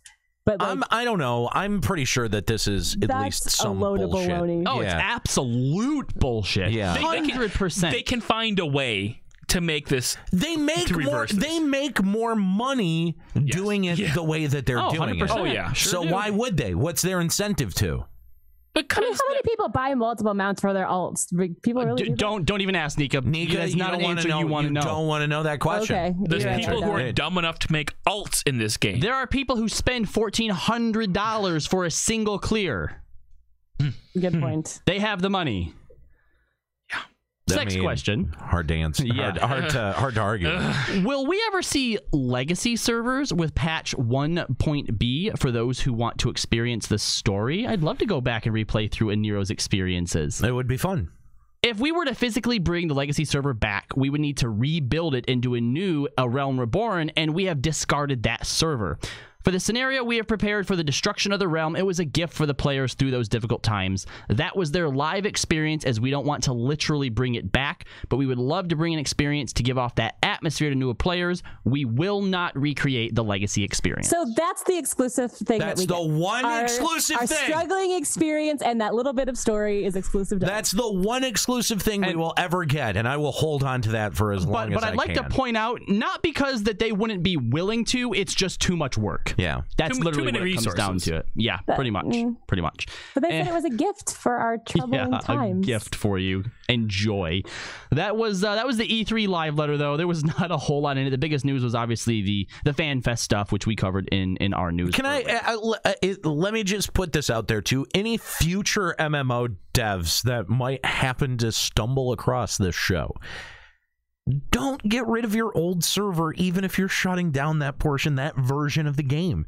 Leave one of those server blades intact, because at some point, people are going to want to go back and experience the vanilla version of your game. And at that point, it's going to be very beneficial and a lot cheaper for you to just plug that motherfucker back in. Plug that sucker back in. And just accept the 14 to 50 incoming connections that you would need to be able to provide for the very little amount of interest. But the thing is, that service has got to come at a premium. Hit them hard. Oh, absolutely. Hit them hard on that. Charge everyone to do it. And Hit them hard on that. Exactly. It'll pay for itself. Like, that's the thing, is that's something, like, all of the bullshit with the MOG station and all of the dumb items that they keep putting into that's an experience that actually has value to it. And if they decided to try to get the value, I think they would take a lot less heat than they would for, what was it, like a couple of emotes that were like $30 or whatever the fuck that was. Like they put the dumbest shit in the actual MOG station, and then like this, where like something of substance. Yeah, you kind of just even outline it, and then you go just charge a huge fucking premium for it. Charge for the charge monthly for the connection, and charge for the software. No one would argue with that. Now everyone would be like, yeah, okay, that's fair. 100%. But that's a better experience than a fucking Odin mount. Play dead. Yeah. Play dead. All right, so this next interview we have actually came courtesy of Mr. Happy. He got to sit down with both Yoshi P and Soken for an audio interview. We, of course, have the text version here. So picked out a few of the questions that he asked for us to talk about. His first question to Yoshi, the Weapons Refrain Ultimate was defeated in just over 5 days. Was this a surprise, or did the team expect the encounter to be defeated in about that time? Yoshi goes on to say that it's always tough to calculate kill times as player skill is constantly improving. Not only that, but you don't know how your players will respond to the new mechanics being thrown at them. For the development team, we just want to ensure that the battle doesn't drag on longer than 2 weeks, because once it gets past that point, morale and excitement decreases drastically. That's probably fair. Happy had pointed out, was it the first or the second Alexander? Yeah. So I think it was the first Alexander. First one, yeah, it was the first one. It was Gordius, and that like everyone was just fucking up on the third one and the fourth. Like it took forever for people to clear that. Yeah, so I mean, I thought it was pretty cool for them to actually put like a sort of a number on what they sort of look at as like the sort of sweet spot, and 2 weeks probably seems about right to me, because even though for one fight, exactly, yes. I mean, and to be fair, the first clear was after 5 days, but those are like your 1%ing world firsters. There are still people who are trying to work their way through it. There are still people that are like really close, like 2 minutes off, but still haven't done it yet. Yeah. This next question was for Soken. Speaking of the weapons refrain, the Primal's themes there are the renditions created by your band. How does it feel having that work used in the game itself? And he said it sucks. That's weird. That's an odd response. With the Ultimate series, the sound team wanted to really bring some new sound and atmosphere to these encounters. At some point, the idea of using our renditions of the songs came up, and when the sound team tried it, they were very happy to see how well it worked out. They hoped that the players enjoyed this as well. And he then said an extra note, during the Primals band version of Garuda, the original was Koji doing that sort of like rap where he's almost mocking the players. Yeah. They did decide to take that out because we knew every time the players wiped, they'd be returned to the start. And they said it almost felt bad having Koji literally laughing in your face right after you wipe every single time. They thought it might be too distracting. Oh, stop that. I think that would have been hilarious. I think it would have been awesome. Yeah, I agree. Absolutely. And it would have become a meme so quickly too, and then Koji would have been asked to do that everywhere. Yep. Next question for Yoshida was about the new Deep Dungeon. Heaven on High is releasing in the coming weeks with patch 4.35. Will the first 100 floors be the only floors, or are there plans to expand upon this in the future updates? With the release of Heaven on High, all of the floors will be available immediately. No new floors will be added later. They say that with the original Deep Dungeon Palace of the Dead, we released 200 floors over 2 patches. However, our feedback indicates that outside of leveling other jobs, players only really enjoyed the challenge of floors 180 to 200. So with Heaven on High, the leveling and story portion will end at floor 30, and 31 to 100 should feel closer to that 180 to 200 experience. Okay. Expect that kind of challenge from 31 to 100, and we hope the players enjoy accessing this content a little sooner. Nobody knows the questions to ask, man. Yeah, see, that's really fair. Had you just came out and we just found out, like, all right, there's just these 100 floors and that's it, I think that would have been received very negatively. But to see that they took actual player feedback about what we liked and what people maybe didn't like about Deep Dungeon, and they found a way to refine that and sort of draw more enjoyment out of it, obviously it's going to remain to be seen once we actually get our hands onto it. But those are the types of answers that I enjoy getting. Well, right, and that works both, because Happy has the proper context for everything in the game, and so when they get the responses, sometimes I feel like there are other outlets that just like bottom line it and don't really go and take the time to explain, like what the question is asking. Yeah, exactly. Like I feel like Happy is, both understands what he's asking and understands the responses and understands the most important things to convey from those responses. If this was a double tap article, they would have been like, Yoshida said that there will not be a second installment and you're only getting 100 floors. Yeah, exactly. And I mean, phraseology is really important when it comes to stuff like this, and that's true. I don't think that's a realology. I think it is. It's definitely a realology. The next question was for Soken. After years of making music for FF14, how do you go about finding new inspiration for each new track you created? And remember, Yoshi P has the world record for most songs created for a game. He says it's difficult to describe. That would be Soken. Yeah, Soken has not that. Yoshi P. Oh, yeah, sorry. Soken. Definitely like Soken more than Yoshi P. He said Soken just listens to Power Man 5000. It's difficult to describe. With FF14, we do a lot of events, and when we do these events, I get to see a lot of people. And every time I see these passionate players who encourage us, it serves as motivation for me to keep giving them new music. Other than that, video games are a big inspirational factor for me. I love video games. Yoshi then said, from my perspective, our dev team is pretty competitive internally. When one develops something, another wants to develop something better. When Soken then has to compose a new song for this variety of content, I feel like it gets a lot of inspiration from it. And Soken also said the plot of FF14 also helps a lot. Putting music to scenes or events can really help inspire. It's probably so the plot is all developed first, and then his music comes. Oh yeah. This next one is a Eureka question for Yoshi. Eureka will be seeing the Pagos edition in 4.36. How does the team plan on making the weapon building experience different from the previous iteration, as well as going forward after Pagos? And this is that's a good question. And this is a good answer too. I'm really glad to be reading this. He says our general rule for improving weapons in a series such as this is that we need to make it vary. It's still the same idea of improving a weapon, but it can't be the same thing every time. So with this, expect improving your weapon in Pagos to be different from improving it in Animos and in future Eureka zones as well. And I want to spoil what you'll be doing, as I want the players to experience it firsthand. But one thing I will say is that the conditions for spawning NMs will be very different in some cases than it was in Animos. I'm looking forward to players having to figure them out. See, that's hopeful, but instead of wind weather, it's ice weather. Yeah, he says the conditions for spawning NMs will be different, but it doesn't really necessarily say that you can't still just figure out the conditions and then fate train. No, you're right. Fate training is part of the system. It will still definitely have to wait till we can get our hands on it and figure out exactly what it is. Right. But it's still answers like this are still they give me a little bit more hope than when we get answers up. Oh, we can't really tell you that so far. You'll have to log on to find out. Thank you, Uncle Happy.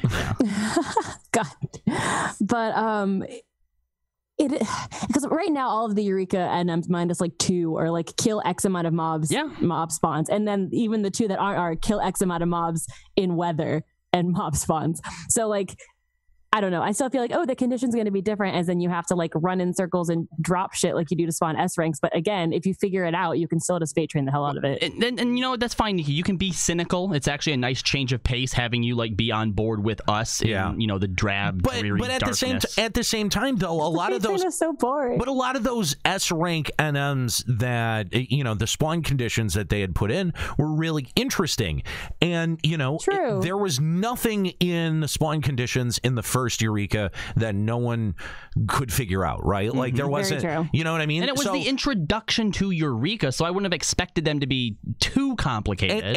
And I think a lot of the feedback, not just from us, but that I saw across the community when we got Eureka was, yes, this is more of this. This is that, that was short, it's the right but path. Cool. It's the right path. Yeah, exactly. And so if Square Enix is paying attention, and I do believe that they are, then I think that what they should be getting out of that is, okay, we can apply some of the more complicated spawning concepts that we used in hunts and apply them over here in Pagos. At least that's what I'm hoping, and this response to this question allows me to keep that hope. The next question was for Soken. Are there any tracks in the game you'd really like to do a Primal's rendition of that you haven't been able to yet? And he says, ooh, that's tough. I suppose if I had to pick one, it would be a very recent one. The theme used for Tsukuyomi. What about you? Which theme would you like me to remix? And Happy said Byaku, to which Soken said, yes, Byaku. Thank you. I appreciate all that feedback. Perhaps we'll be able to do it, blah, blah, blah, blah, blah, blah, blah, blah. All right. This next question was actually really, really funny. For Soken, some months ago, I had the chance to speak to Koji Fox. I asked him about his experience performing the Rise rap and how it came to be. I just want to hear your side of it. How did you come to choose and convince Koji Fox to do it? He said, Koji really did not want to do it. I approached him with the idea, and he simply looked at me and said, I am a middle-aged white man living in Japan, and you want me to rap? I, of course, told him yes. Yeah, it wasn't a joke. I simply knew Koji was the best candidate to do it. Earlier in my career, I worked on a title called Mario Hoops 3-on-3. Square Enix developed it while Nintendo published it, and for one of the tracks, Koji Fox did the rap. So shit. Yes. I didn't know that. That's hilarious. So I knew when I needed him to do it for Rise that he was the right choice. Oh, that is so funny. That being said, when he recorded Rise in the studio, it really didn't sound good. Let me just say that for that one, I really had to science the shit out of it. I kind of know what he's talking about too. Yeah. However, the live performance he did incredible. He must have practiced really, really hard for it. And then Happy said he told me he was walking through a park practicing this on a daily commute, and he would hear locals calling him a crazy gaijin. That's hilarious. That is really funny. That is so funny. The next question was because I mean the thing, when I think listen, I need to do some serious rap rhymes. The first person that comes to mind is obviously Koji Fox. Right? Like, you look at him the first time you see him and you go, man, I bet you got some dope rhymes in you, bro. He could burn it up. Yeah. That's right. The next victory for America. Next question was I wonder if he can freestyle. Probably not. You know what? We ever get a fucking interview, I'm asking him to freestyle. You can put him on the spot? That's right. All right, Coach, we're going to become fucking Sway in the morning in this bitch, and you're going to have to freestyle. Wow. All right, let's find him at FanFest. Corner him. Let's do it. Oh boy, I'm sorry, Koji. Sorry. You know what? I think we should book him as a performance for the after party. How much it would cost? I bet Koji would cost quite a pretty penny. Probably. No, he'd do it for the love of the game and the community. Wait, hold on. Are we booking him as Limit Break Radio, or would we have to like go undercover and like, yeah, this is State of the Realm, and we want to book you for this after party we got, Koji? State of the Realm wouldn't host an after party. That's fair. That's fair. Checkpoint Radio might though. They might know what Checkpoint is if they stay up on their enemies. You have to know your enemies. They know about us. Yeah. So the next question for Yoshi said, when the next expansion releases, will the current ultimate encounters still be eye level synced? If so, do you think job changes could make these encounters more difficult than intended to revisit? Unfortunately, we haven't given this much thought. Our goal right now is to produce encounters that players will love and find challenging, but it's hard to predict down the line how they will be received. I'd imagine we'd have discussions considering a few things. Do we want to keep these level synced when expansions launch? Will we go back and retune the fights to keep them at the ultimate level if we do keep them synced? Perhaps we need to remove the fights for a time and then re-release them balanced for their intended level. Like I said, we haven't really had any discussion considering this, but when the time comes, we will figure out exactly what we'd like to do. But dude, this is what we have been saying for so long with the constant churn of content where things just go by the wayside after 1 or 2 patches. Like, of course they're in this position, and they put themselves in this position. They did. Now, I think that they probably look at the ultimate fights a little bit different than they do just every raid that comes out, because these are supposed to be the ultimate challenge. Yeah, you're supposed to also like be able to go back and do Bahamut now like it was still, hard. But the thing is like it doesn't work. Like, no, probably not. Like that. How often does that work? And the thing is that like if they're serious about this, that means that every single at least expansion. I'm going to say at least expansion. At least, if not, but then if not every single major patch where we get an eye level scale. That they're going to have to go back and readjust the difficulty of that fight. That's dev time. That's, resources, their favorite word. Exactly. Like, I think that's hardly the best use of their time. Yeah, no, I definitely agree with that. What's the problem with just slapping an item level on it and calling it good?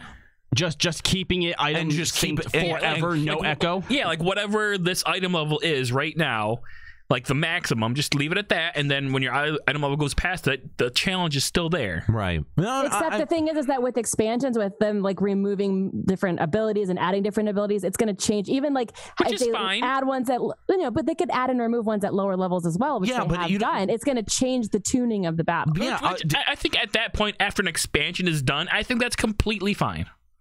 I think that's a waste of fucking time. To keep changing stuff? Yes, to go back and redevelop it. That's why I'm saying just keep it at item level synced, so it can't go past it. And then no. What Nika's talking about is with the way that the battle system changed between Heavensward and Stormblood, that a lot of those fights wouldn't be balanced the same way because we have access to different abilities. If one of the fights came out in Heavensward, and then the battle system changed, and then we still just level synced back to 270 or whatever, and how often, it wouldn't be the same battle, and it wouldn't be tuned properly. And how often do you now go back and do level cap stuff at either 50 or 60, and you're like, the battle system kind of works, but it sort of also doesn't at the same time? That happens every time they make a big battle system adjustment, and as long as they don't adjust it too much, they're able to keep everything in status quo. What they're talking about now is going back and redeveloping this shit every single time there's an expansion, and I think that's a waste of resources. That's crazy. Don't don't bother. Yeah, let's go back to our phone lines and talk to Crimson Tinted from Famfrit. What's going on, Crimson? Hey guys, how you doing? Thanks for calling Limit Break Radio. What's up?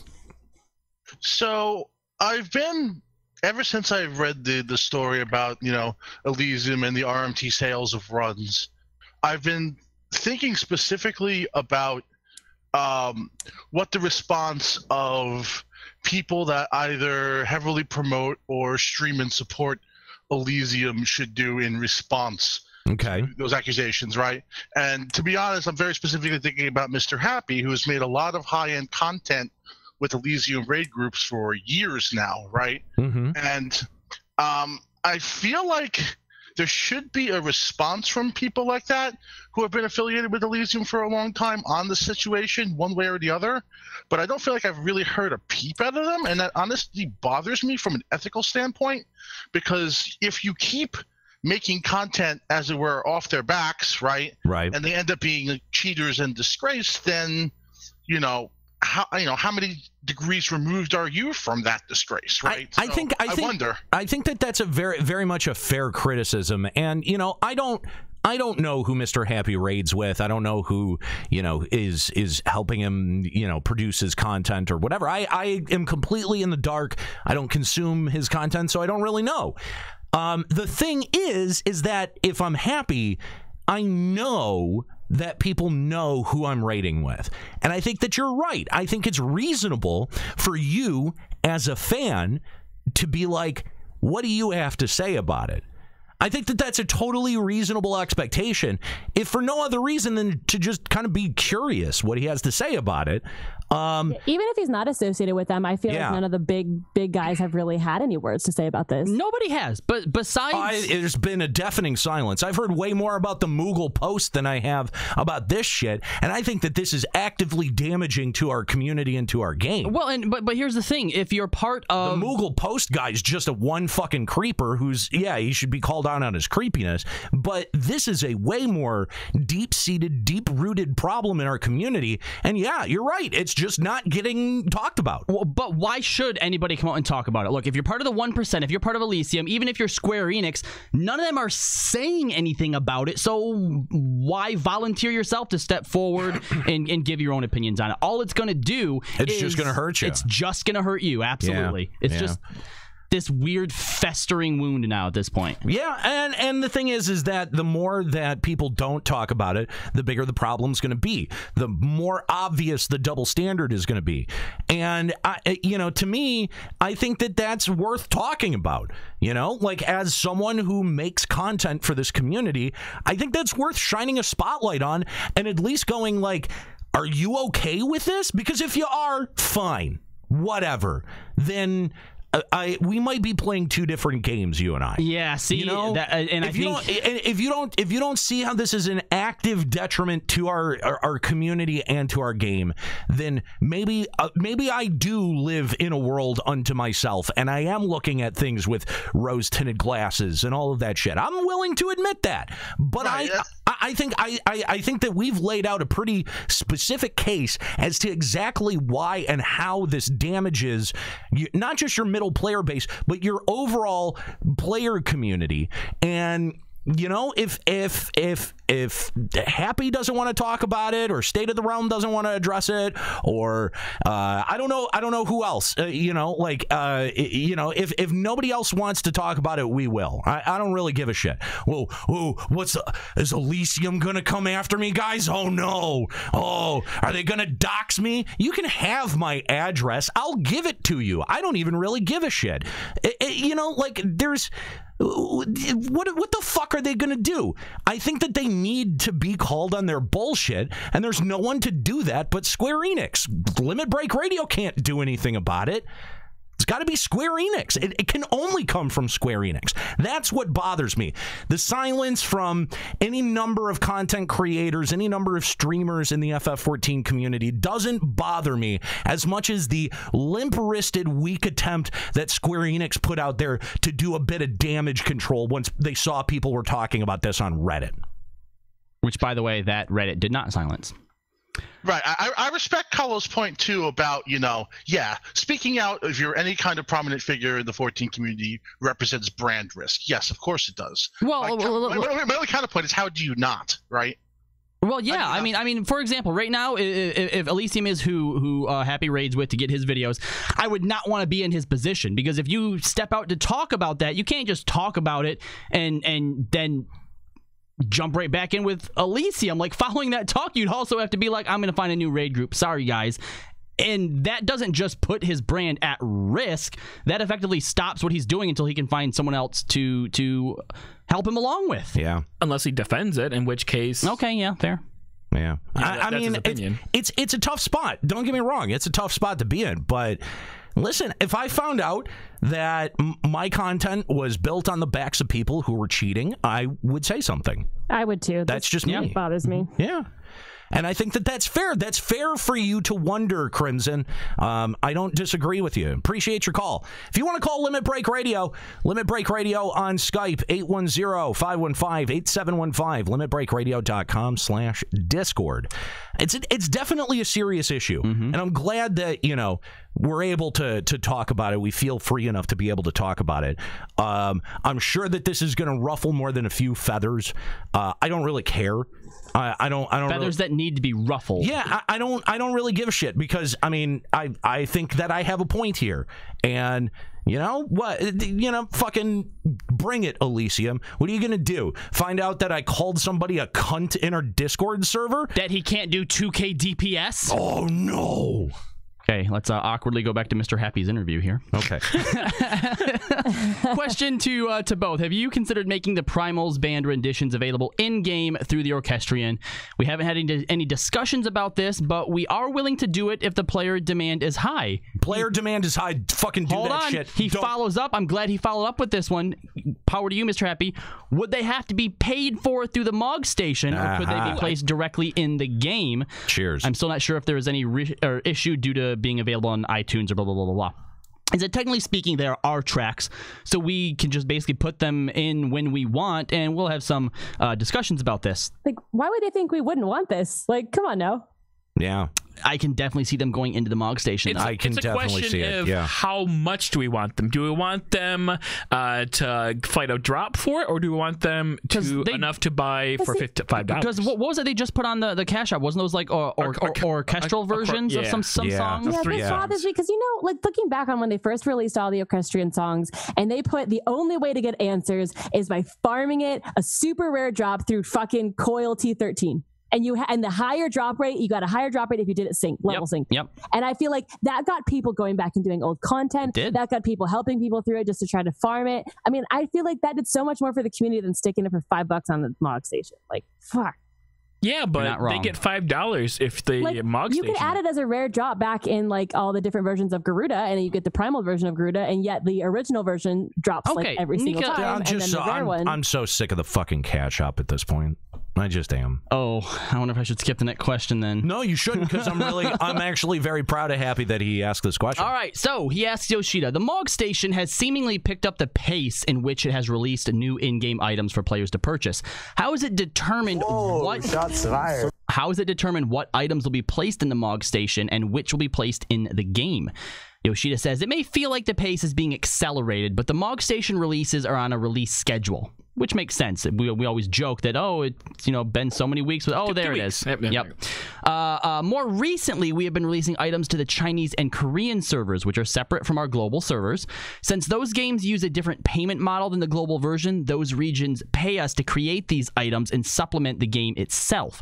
When that happens, if the global players find out about these items and request them for our region as well, while they're intended for those markets, with player demand, we do make an effort to bring them to the global version as well. So it can make the pace seem accelerated for sure, but our MOG station releases are simply on schedule. It's the only thing that's on schedule, I think. But that still didn't answer the question of how do you determine what shit will be placed directly in the game. Well, here's the thing. If you take an item that was developed... pay to win, Nika! If you take an item that was developed for the Korean... Or not the Korean, the Chinese servers, and that's on their cash shop, they probably feel like, well, we have to put it on the cash shop because if we put it in the game, then that wouldn't be fair. Yeah. Even though I think basically what he's saying is the Chinese game isn't is free to play and it's all through cash shop that they keep that afloat. I think you buy like time with that, or actually, I couldn't tell you to be honest. Okay, yeah. Well, anyway, yeah. I mean, the fact that this game has a different payment structure over in China is interesting. It's because of the Chinese laws. It says China and Korea, because every Korean MMO, every Korean MMO that comes out is free to play with microtransactions. Every single one. Okay. So, like, I think if they tried to release a subscription in Korea or China, it wouldn't work very well. If I'm not mistaken, I believe it's because in China and Korea, most people don't have their own computers. They have to go to like the internet cafes, like internet cafe. Thank you to play their game. Okay, all right. But also, I wonder things like random emotes that easily could have been put into the game are put in the cash shop, and like I feel like his question was originally asking what determines that kind of thing, and they didn't answer that. Well, and I think that's fair. Yeah, well, I think the answer was anything that goes into the and not anything, but a lot of the stuff that goes into the cash shop was originally designed for the cash shop for other countries. Yeah. Well, not shit like Play Dead though. That shit was straight cash shop. I guess we don't really know that. Like we got because we don't know where things were developed or if they were released somewhere else. The only things we ever saw were like the Chinese outfits and like some of the mounts and stuff we saw that were released over there first. Yeah. But like we don't know for sure. Like they said that they're paying us to create this shit. So if they said, hey, we want more emotes, here's more money, who knows? Well, here's an interesting idea then. On the cash shop, it was something that was originally developed for the Korean or Chinese cash shop. Denote that somewhere. I'd kind of like to know. Why would they do that? They wouldn't. It serves them no purpose whatsoever. But then we could see, what could have gone into the game that you decided, I want people to pay for that instead.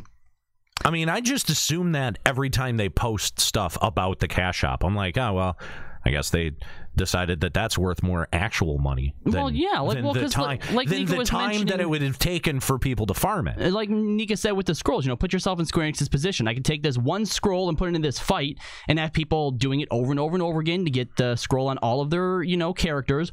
Or we can put it on the cash shop for $5, and they can pay $5 every time they want it for their characters. Whatever. And we can get paid. Whatever. I fucking hate video games in 2018. This is fucking bullshit. Final question, since they were running low on time. This was asked by one of the members of Elysium and the static I play with. Okay, well, there's your answer to that question. The static he plays with is Balana. Balana, yeah, okay. During the Garuda encounter, the Woken status can be achieved early on in the encounter or right at the very end. Since Titan and Ifrit must be woken at a specific time early on, was it intended that Garuda offer the players a choice on when to wake her? He says that was not intended that the players have a choice to waken Garuda early or late. The dev team fully intended for players to achieve the status early on. However, we have no intention of adjusting this for multiple reasons. First is that the fight has already been cleared, and so we would not want to invalidate the efforts of the team who have bested the encounter so far. Second is that we actually have respect for those who discovered this strategy. Much of the fight is designed to be very strict, but the players found a way to handle another mechanic in a different way without breaking the encounter and progress through the fight. It still gives Garuda this status, and even though it may be a bit easier than doing it early on, we like that the Garuda phase still works in its entirety regardless of which approach you take. Player creativity is always something we like to see.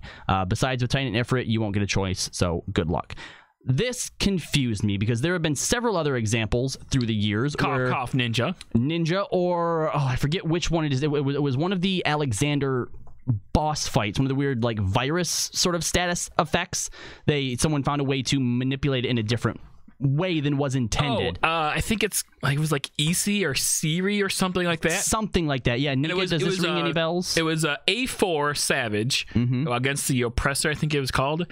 And it was like your healers had to be like a certain distance away from each other. Or they got debuffed. Yeah, right? Yeah. Does that ring any bells, Nika? Nisi, that's what it was called. I don't know. No, it doesn't. Our endgame correspondent is failing us. But yeah, anyway, both of those... got that far, okay? Both of those instances, they just fixed it and patched it because that wasn't the way that it was supposed to be intended. So this is kind of weird mixed messages for me. Oh yeah, but also remember back in Call of Bahamut Tier 2, they had this mechanic called Allegan Rat where you're supposed to pass it between players to like keep it alive because otherwise it blew up, and people just completely ignored the mechanic by triggering the enrage and beating the fight. And just healing through the enrage, yeah. So they never patched that. Yeah, it's on a case-by-case basis, really. All right, that's kind of interesting. That wraps up Happy's audio interview, though. I mean, overall, I thought that was a pretty good interview, and thank you, Happy, for asking some of the questions that you did ask. Good job, Uncle Happy. Stop. The next interview is Dengeki, which was another E3 interview. Now, one of the things here that and this is something that Nate was talking about earlier, how you need to include certain types of context for certain stuff, because Jux, I think you were the first one to find this, or the first person that I heard it from, that they're only going to do 2 ultimate fights per expansion. Mm-hmm. And when I first saw that, I thought, like, well, that's dumb, or what's the reasoning behind that? And I think even you seemed like, okay, well, say bye to ultimate fights, they're done now, or whatever. Right. But in the actual interview, they talk about what went into, creating these ultimate fights, and how through player feedback, the fact that even just the 2 that they've released already, like, that's a lot of, like, really difficult stuff to throw yourself into within a short period of time. And so Yoshi basically said that 2 ultimate fights per expansion will probably sort of even out and feel just about right for the players without overwhelming them with too much difficult content. I don't know. I feel like Square Enix, quote, can't not have a 3rd ultimate fight because their numbers, like, people actually watch Final Fantasy XIV on Twitch when there's an ultimate fight for the half a week that it's out. Yeah. Mm-hmm. I mean, if we look at Twitch numbers right now, you know what? Here, let's go ahead and open that up. Hold on. Oh, boy. Oh, no. We're number 1. Yes. With 125 viewers. Oh. Number 1. And all right. There's 815 viewers total watching 14. Now we're 3 weeks out from the ultimate fight. Okay. Yeah. Let me put it this way then, because I get what he's saying. I don't think that they could try and bog down like every single patch with an ultimate fight. But if you had like 1 ready to go at launch, 1 in the middle, then 1 near the end, 3 might be the right number. 3 feels right. 3 feels right. It does. Because then it gives the raiders something to look forward to on the even patches for the quote casuals.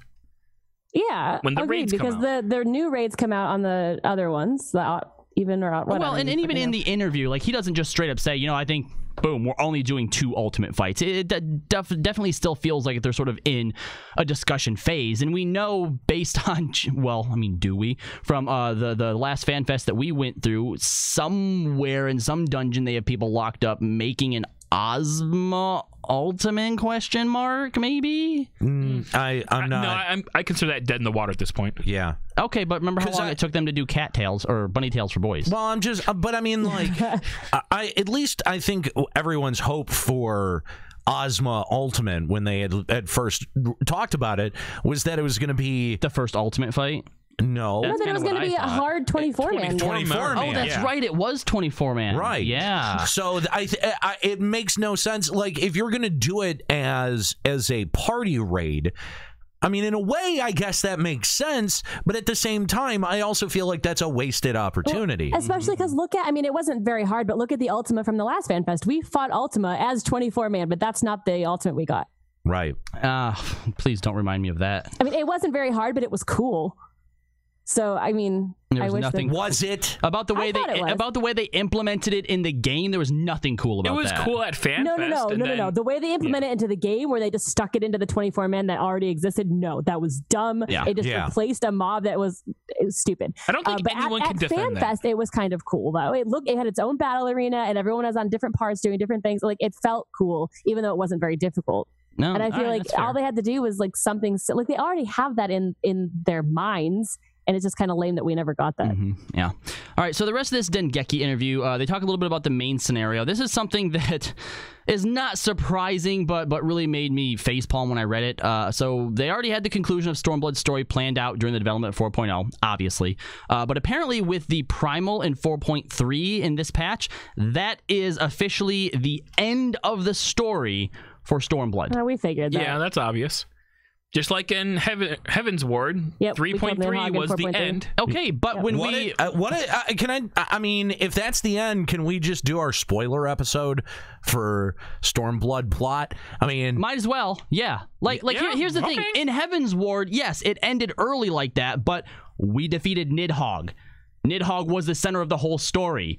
Like, what was even the story of Stormblood, really? Yotsuyu's a bitch, and now she's gone. That's pretty much it, yeah. I mean, Yotsuya was more important to Stormblood than Xenos was, in my opinion. Yeah, she was. I'll second that. Yeah. The theme they wanted to write was, sins must be punished one day, but what happens to those sins when your memory is gone? I love that theme. That's the theme that I live by. Okay, to be fair, this is actually hilarious. I showed you the most recent Conan Clueless Gamer where they were playing the Dragon Ball Z mobile game, and at the beginning of it, someone has amnesia, and Ron Funches actually says, it can't be a Japanese game without your amnesia. That's true. But also, I feel like they said this backwards. Shouldn't it be sins must be punished, but what happens to those to your memory when the sins are gone? I feel like that would make more sense, but I don't know. The sins never the sins never leave, Nika. All right, this next one really... Well, once you die, that your sin comes back, Nika. Every 10 years, that space whale's going to come and fuck your shit up. Apparently, they refer to that surprise solo trial at the end of the patch as RPG mode. And I read a different interview where the person doing the interview said that when he played that, when he got to assume that role, he felt like he was playing like a classic Final Fantasy RPG. You literally press one fucking button the whole time. It felt the same as anything else. I thought it was cool, though. I took a whole bunch of screenshots. God, Nika. And to be fair, it is pressing one button throughout the entire game is classic Final Fantasy gameplay. Go fuck yourself. Yeah, you need to stop right now. The truth hurts, doesn't it? Another little tidbit here. The Elizin from the Alamigo Resistance in patch 4.3 is a totally new character we haven't seen before, but then there's a note. We all assume he isn't, but Yoshida probably meant the body was a new character. I know that Yoshida actually said that. I think that this person is just trying to keep the he is Xenos thing alive, but that is a new character. Okay. I mean, he wasn't a... Hume or whatever, that just had an Elizin hood on. Like, that was an actual Elizin. Okay. So, do we think that's Xenos? I don't know. Wait, I didn't ever think that was assumed to be Xenos. I have never read that thing. Well, because he had his sword, I thought that was the prevailing theory. He had a katana. Yeah, like the way I think that it works is that Xenos is less of a person and more of an idea.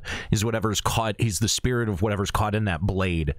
But he got that blade. Yeah, he got was the a swordsman first, and then he found a katana, and then he turned into a weeaboo. That's true. He was basically a weeb. He's like, katanas are cool. I'm going to use this. Katanas are so I'm going to use 8 of them in a revolving thing on my waist. Yeah. I also mentioned that the patch geeks are so gullible. The patch 4.44 story is the equivalent of the first episode of a new season for a TV series. Oh, for crying out loud! Yeah, we know that 0.4 and 0.5 are just gonna be intros into 5.0. Yeah, we know this. They have. It's not a good way to do storytelling.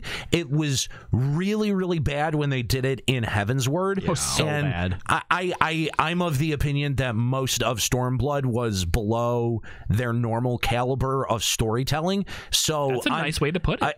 It's a very diplomatic way of putting it. But I don't hold out much hope that this transitional period is going to get better. There's no way. Nope. There's no way. Get the fuck out of here. Although it is pretty clear that they are steering us 100,000,000% towards Garlemald. Oh, yes. So.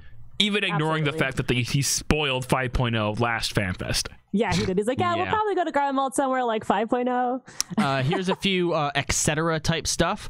They have organized a big surprise for the final chapter of the Omega Raid. Holy shit. Hang on. No, Trodun, I love this theory in the chat. Trodun says that Xenos is using Harshaphon as a corpse puppet. No! Yes! Yes! Oh my god. We need to exhume Harshaphon's grave. Make sure he's not there. And make sure he's still there. Wow. I do not see Square Enix going that dark. Either way. I don't. We need to be able to check on our buddy with the hole. Yeah. So the outfits for Lise, Yatsuyu, and Fordola, if you guys were hoping to get your hands on those, won't be added anytime soon. Good. But when they are, you can bet they'll be in the cash shop. Oh, yeah. Well, of course they will, but I kind of feel like these outfits are actually way cooler than any of the other ones they put in the cash shop. So, like, why wouldn't they put these in there? Because it's not 5.0 yet. Yeah. Yoshida says he doesn't have a problem with nobody being in the 2.0 areas because he thinks new players prefer having their own brand new adventure. Stop it. Kidding, obviously. Stop it. You're such a liar, Yoshi. You're such a liar. People that are starting a new game want to feel like they're alone in this game. Yeah, that's exactly what they want. They want their RPG to feel empty. Has Yoshi P ever played an MMO in his life? Like, honestly. Just this one. Supposedly he played WoW, okay? I don't know that I fucking believe that, because any MMO player will tell you that that is the opposite of what you want. Unless this is Fallout 76, in which case that makes perfect sense. What the fuck? I can't. I don't know what else to say, man. It is what it is. He is what he is. I also said there's a possibility they will update the graphics engine, but that topic will only come up if they plan and manage to continue on for 10 plus years. They're already at like 8, aren't they? And the planned release date for the official smartphone app is in late July. I wonder if they count the 1.0 years. Of course probably not. Don't. No, because that they had a graphical update after 1.0. True. So okay. they can't. Okay. No. All right. That's fair. Is this game going to be around in 10 years? No, probably not. Yeah. If 11's still around, this one will be around. Yeah, I mean, it'll be free to play at that point. We don't have too much more to go, so I'm gonna try and rapid fire some of these. Floor 1 through 30, as we know in Heaven on High, will be story portion, and the rest will be as difficult, Nika, as a high-end raid.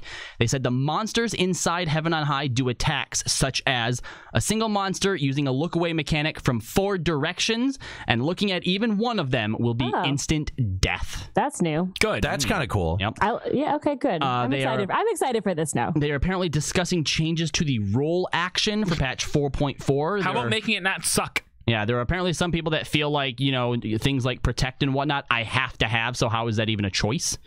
Or Asuna? Yeah, the Fenrir mount from FanFest and Mog Station will have a unique mechanic where no matter which zone you ride it in, it will always have a +1 speed boost when you're on the ground, which makes me think they're eventually going to make it fly. It already it's can. 100% confirmed that's going to fly. Of course it's going to. But I thought it already could. Oh yeah, it definitely can. But it's saying that already in some areas you have to turn in seals to get the speed bonuses for the old areas. It says this always has +1 speed, even in the new areas. It has an innate +1 speed bonus. It says as long as you finish the MSQ. Yeah. It says even applies to 5.0 areas. And you have the boost from the start. Areas. Oh Jesus! I have to have this thing. Yeah, no, this. You know what? This is the beginning of the pay to win now. This is so pay to win. This gives you an it is, because they said especially with hunts and stuff, they never wanted to do that. Yeah, dude, think about it. They have to put this shit in the cash shop. Mm-hmm. Yeah.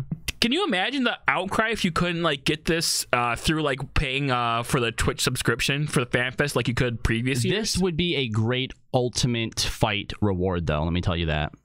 I mean, it would be good. No, it would be. It would be a reward that actually motivation. Yeah. Yeah, and actually that gives you a little bit of advantage, like a choke or some kind of mount that gives a little bit faster speed. That's way more legit than just a cosmetic mount. Dude, I didn't know that. I want Square Enix wastes so many opportunities to fix core problems with their game, and they do it most of the time, I've noticed, in favor of money. Bling bling. Mm-hmm. Yep, because think about how many more people would want to raid Ultimate if that was the reward where they're like, well, let's just have people pay for it. And you know what? The more people that raid Ultimate, all those stupid fuckers have to go through the normal raid first. They do. Yeah. They get geared up for it. Yep. Yeah. Dang, Square Enix. What's wrong with you? You fucked up. Yeah. Moving on to a few questions from the VGR interview with Yoshi P. I found this interesting and also telling. They asked what the team does when looking ahead to each new patch for 14. Yoshida stated that the first and foremost, the main story comes first. The team asks themselves, what do we want to do with that? Does it, though? And crafting the main story first allows the dev team to figure out where the player will be going, and that, in turn, affects the content that the other design teams create. According to him, the team plans like this at least 2 years in advance. Wow. Do ya? So they're already working on 6.0? Do you really? Maybe go back and plug some plot holes in 5.0 first. Just saying. Stop what you're doing now and go back and redo 5.0. Yeah. Based on what you learned from 4.0. You don't even have to redo it all. Just fix the problems that's in 5.0 because we know there's problems. He also noted that they want as many to play as possible. Discussions are still ongoing with all three publishers, Microsoft, Sony, and Nintendo, to see if the game can come to the Xbox One and Switch with crossplay with the PC and PS4 versions. Yoshida noted he hopes to announce something as soon as we can. I mean, unfortunately, if you have a PS4 account, that locks all of your items to the PS4. Yeah, I think the biggest hurdle in that is actually Sony allowing it to be cross-platform. I'm impressed that they allow it to be cross-platform with PC as it is. Yeah, it's always been that way since 11. Yeah, but not with other games though. Yeah, exactly. That's what I was going to say. ESO is locked to the console that you're playing on. So really, I didn't actually know that. Bethesda wasn't able to even leverage that out of Sony. You know what I mean? But Square Enix has a long relationship. They have a lot. Yeah, they have a lot of pull, and I think that they would be the one company. Right, that if there was any chance of having one game be truly cross-platform among, Xbox, Sony, PC, and I believe that the Switch could handle it technically, it would be FF14. So if FF14 came to the Switch, I'd probably buy it for the Switch. I probably would too. I'd probably play it a little bit more. I don't know if I would or not. Really? You'd buy it just out of a sense of obligation and then never play it? Kind of. And it's more to at least you're honest. It's more to Nintendo than to Square Enix. I mean, at least you're honest. Mm-hmm. A question was also asked about the long-awaited Ishgard Housing. It's not coming, guys. They said if they add another housing ward, it will be Ishgard, but they'd rather just add more wards to what's already there because that's easier. I like Dormafield's thought. Battle Royale FF14 coming soon. You don't think that if there was like in 5.0 they're not, well, no, if it's just Garlemald, I guess there wouldn't be housing there. Yeah. I'm actually kind of surprised that the FF14 development team hasn't tried to put something like a Battle Royale style game into FF14. It's coming. Except you're going to be able to do it with minions. I mean, we had the Notum. I feel like they could turn that into a multiplayer somehow. Well, we've already got a MOBA. Yeah, exactly. That's what I'm saying. Like, they tried to do the MOBA thing a little bit. Think about it. It wouldn't be that hard to like drop in somewhere. You have no equipment, and when you open random chests, you get a piece of gear. Maybe it's a white, maybe it's a purple. Do we have purples anymore? I don't know. We don't have colors anymore. No. Yeah, we do. We have blues. Drop in with there's blue, green, pink. But yeah, you go around, you find a player, hopefully you kill him, maybe you don't. The only thing you get to define is your class, right? I don't know because here's the thing. I feel like that certain classes are automatically going to be like GIMP compared to other ones. I think you drop in as just a level whatever, and when you open a chest, it grants you a class. No, I don't know that an ability. I don't know that's technically possible because probably not. No. I'm just saying with the game that we currently have, you can't not have a weapon, right? Like you can't have an undefined class. Yeah, so sad. It would be. I mean, we could create a class that's undefined. Onion Knight. You drop in as an Onion Knight? Or you drop in as a freelancer, and when you find a weapon, then you can have that class. There you go. Or when you find another weapon, change your class. Square Enix, hire us! We're doing your job for you. We're so smart, and you guys are so dumb. But nah. Nobody goes. You know what? Nobody goes to Sea of Clouds anymore. That's a fairly big zone. Why don't you do it there? Start people in random... Or Diadem. In random play... Or Diadem. That's not that would be a much better use for Diadem. That's actually not a terrible suggestion. Mm-hmm. I mean, like a Battle Royale style PvP, that's not the worst thing I've ever heard of. I mean, you don't even have to do 100 players. You could do 50 players. Yeah, this could give their game an entirely third new life. I mean, it sounds stupid, but I would actually fucking play that. All right, it sounds stupid, but if you would have pitched me Fortnite before Fortnite did what it was, I'd have told you that sounds stupid. Fair. And you know what? This might actually capture new players, Square Enix. Oh, jeez. You might want to ride on that Battle Royale battle wagon. Well, what's that medieval theme? Realm Royale. What, Realm Royale? Right, exactly. So, I mean, and they're so lazy, they're putting they're just straight up like, like, yeah, it's medieval with guns. We don't care. Yeah. We don't give a shit. Someone But it would just be an interesting way to present PvP, right? A new and exciting way to present PvP. Yeah, very different than what as cliched and stupid as it sounds. I can't believe that I'm advocating for it, but yeah, I would play that. And based on his experiences with PUBG, no matter how much he hated it, he would still keep playing it. play it. Yep. And knowing Square Enix, they would incentivize losing because everyone needs a fucking participation trophy. So I wouldn't lose. Best of both worlds. I wouldn't lose out. Yeah.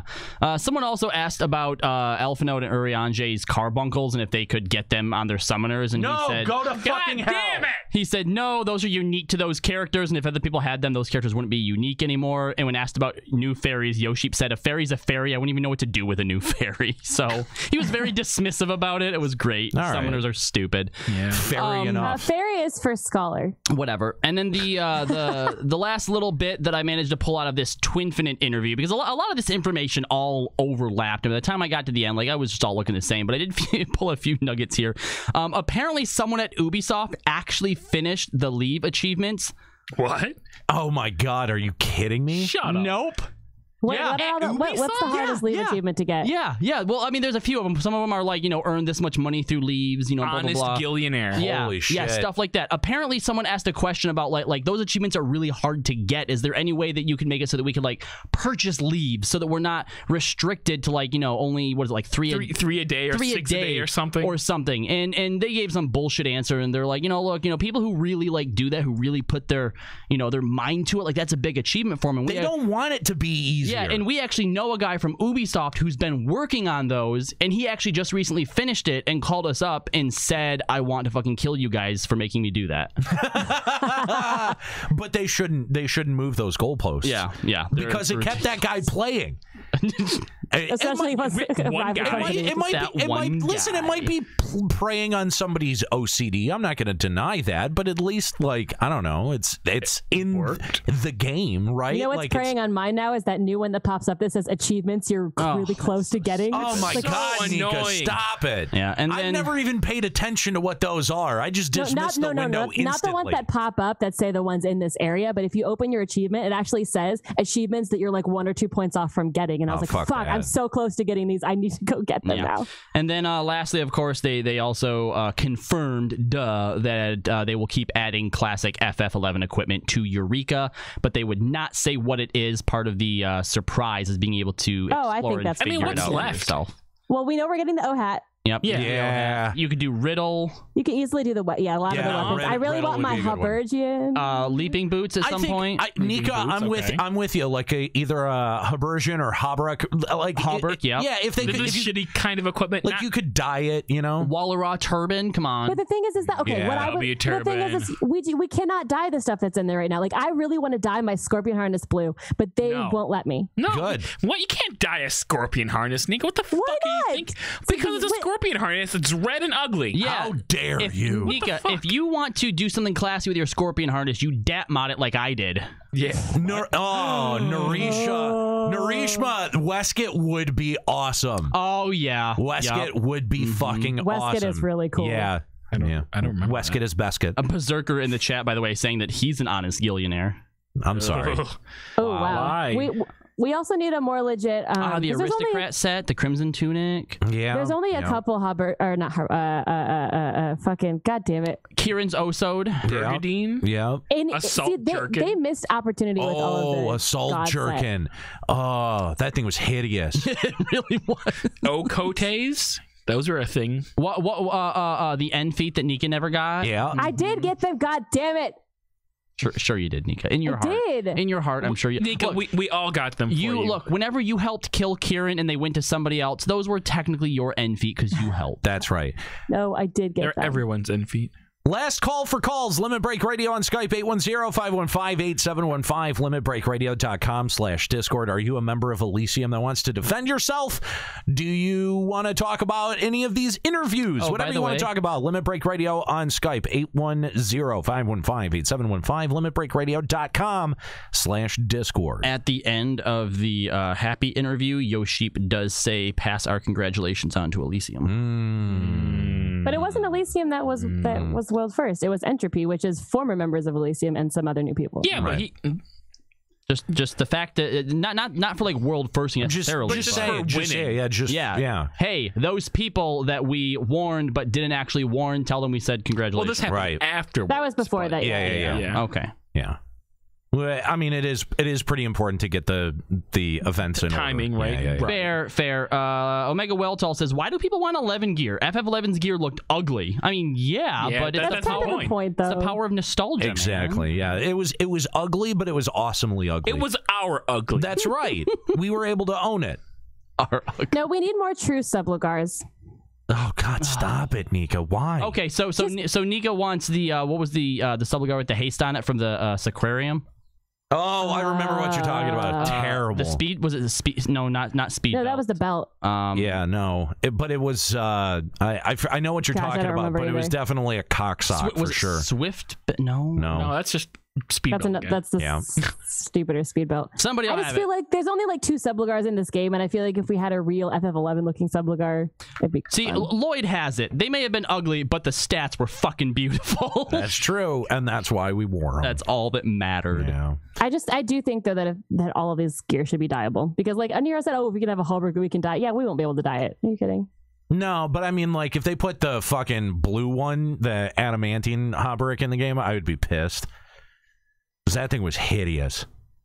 Dude, you wore an O hat. You know. Don't get to talk about hideous. I'm ecstatic to be wearing an O hat again. See, I would be so conflicted if I was you, because now people are going to see your real face. Yeah, it's so sad. So what are you talking about? I'm glamoring the O hat onto my head.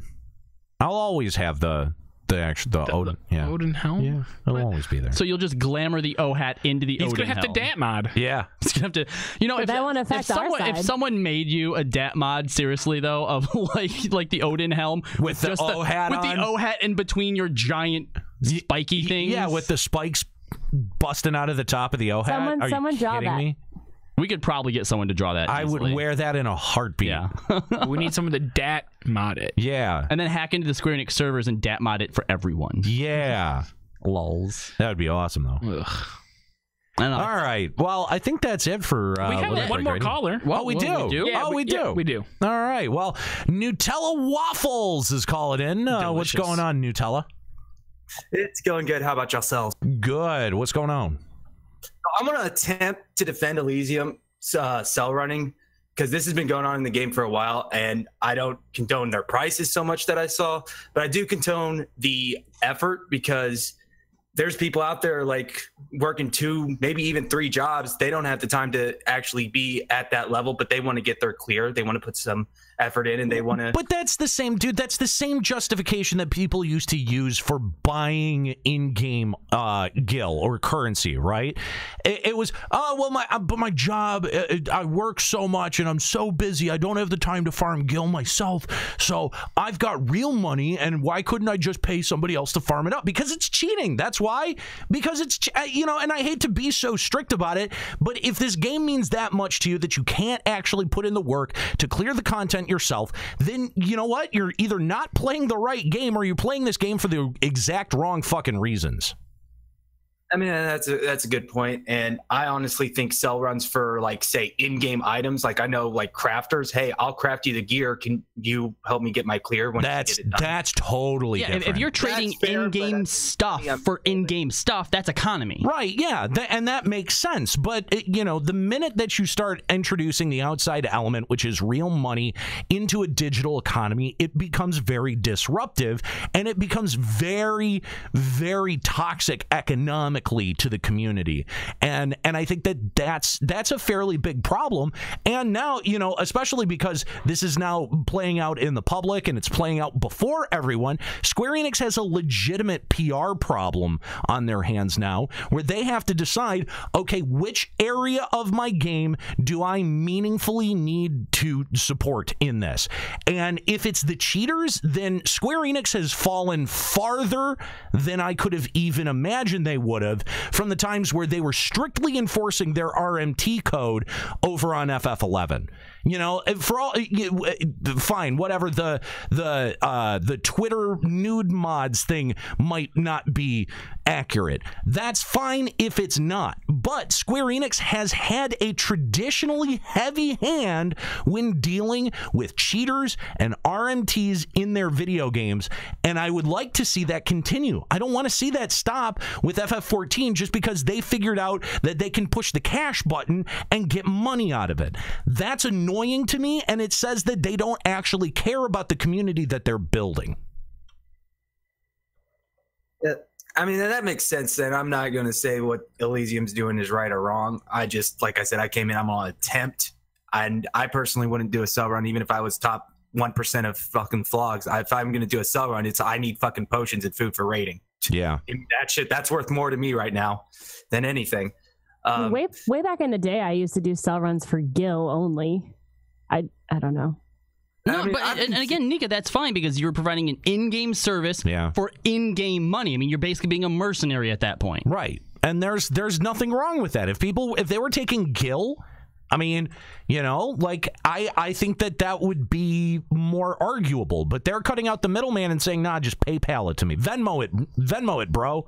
You know, like, yeah, and I'm not that saying sucks. And obviously for some people, the idea of even paying Gil for an in-game run and you not actually, you know, putting in any effort, you're being carried through something. Right. Sure, that's a whole separate thing. It's a different discussion because at least the person has put in the initial time to get the Gil, right? Like maybe they bought the Gil, fine. I don't know who's selling it these days anyway, but like there is an argument that okay, well, that just encourages people to go buy more Gil. And that is actually true, but that also gives you another point to which you could ban them. That gives you another strike against the terms of service that you have now, you know, committed, and gives Square Enix more recourse to terminate the account. Make it hard for them. Don't make it easy for them. I mean, the fact that this shit exists in a Discord channel is pretty ridiculous, you know? Like they didn't have to try very hard to even out the practice. It was kind of like everyone has mentioned. We all kind of knew it was happening, but to see the prices sat before you and you go, fucking $1,400? Are you shitting me? A down payment on a mid-level car? Are you kidding? And that's the thing that make people react. And Square Enix it's basically sitting on their hands and just posting something to the website. I'm telling you right now, as a fan from 1.0, not good enough. Not good enough for me. I think Square Enix is kind of in a difficult situation because, as you said, it was on Discord. I don't know if they can actually. I would love to see. They can. Yeah. They can do whatever they want. I think that also opens up a lot of situations they don't want to have to deal with, oh, this person in this game harassed me on, this character harassed me on Twitter, you need to ban them. That's honestly going to increase the workload. I can see it opening up a door for more issues. And I agree, something does need to be done. This is getting a little bit ridiculous with asking for money. But I do think that if they open up that door of we're going to start banning for things happening outside of our servers, outside of our area of responsibility, outside of our jurisdiction. Okay, but it's not happening outside of their area because that selling is still taking place in the game. Now you're right. If they're using the fucking party finder to direct people to a Discord, Square Enix has full recourse to enter that Discord and figure out where they're directing people through their game. And to your point, caller, if someone did decide, well, okay, now that they're using third-party evidence, I'm going to start reporting all this harassment on Twitter, I would far prefer that to happen than them looking at this and going, no, we're not going to touch it because our 1% is protected. Also, apparently now what this says is that advertisements are fine through Party Finder. So we're going to just have a permanent Limit Break Radio advertising Party Finder on Sergeant Tannis all the time. And I guarantee you that if we did that, we would get banned for abusing the Party Finder. I remember I remember around a year, maybe 2 years ago, there were a bunch of streamers just getting to FF that were advertising their Twitch channel in like a shout and like in town and stuff. Guess what? they got shut down. Yeah, that practice stopped. Yeah, exactly. So the fact that Square Enix is like, oh, well, there's nothing that we could have done. They are using your game to market their service. They are using your services to be able to make money. Now, does that put Square Enix in a position to act? I think definitively yes. And that's really the summation of my stance on it. I just think that Square Enix needs to do something more than post about it on the Lodestone. And I agree. I just put, like I said, my personal thoughts that if they do open it up, they don't want to have to deal with that bullshit of all these things coming in. Does it open it up? Absolutely. I think it opens up even more bullshit for them. I think it would make the community better because, let's say, we have a Nero did 1600 DPS on Twitter again, but they did it to a new player, where it happened. I remember reading once where this one girl was getting harassed so bad she almost committed suicide because of what was going on outside from in the game going on outside into the social media, and I would love to see Square Enix take a stronger stance. I just don't think they want to pay for it is the problem. Well, they're making enough money off of our subscriptions where this should be a service that they offer to their community. And if it bothers you, the only way to send a message, and this is just the unfortunate truth, is that you have to rescind your support. That's the only thing that sends a fucking message. I mean, I don't want to encourage people to cancel their subs. That's not what I'm doing. I'm just saying if it bothers you and you wanted to send a message, that's the only way to send it. Barking about it on Limit Break Radio is not going to get it done. I promise you. We do that every single week. I wish it would. I wish it would get more things done. And I think that this is a big issue that they can't just sweep under the rug, and they'd like to. And the fact that most outlets that talk about FF14 content are not talking about this issue, I think that sends a message to Square Enix that says, this is fine. This is acceptable within our community. I can't send that same message. So, for what it's worth, that's part of the reason that we're talking about it today. But, how do you really send a message to Square Enix? You take your fucking money away from them.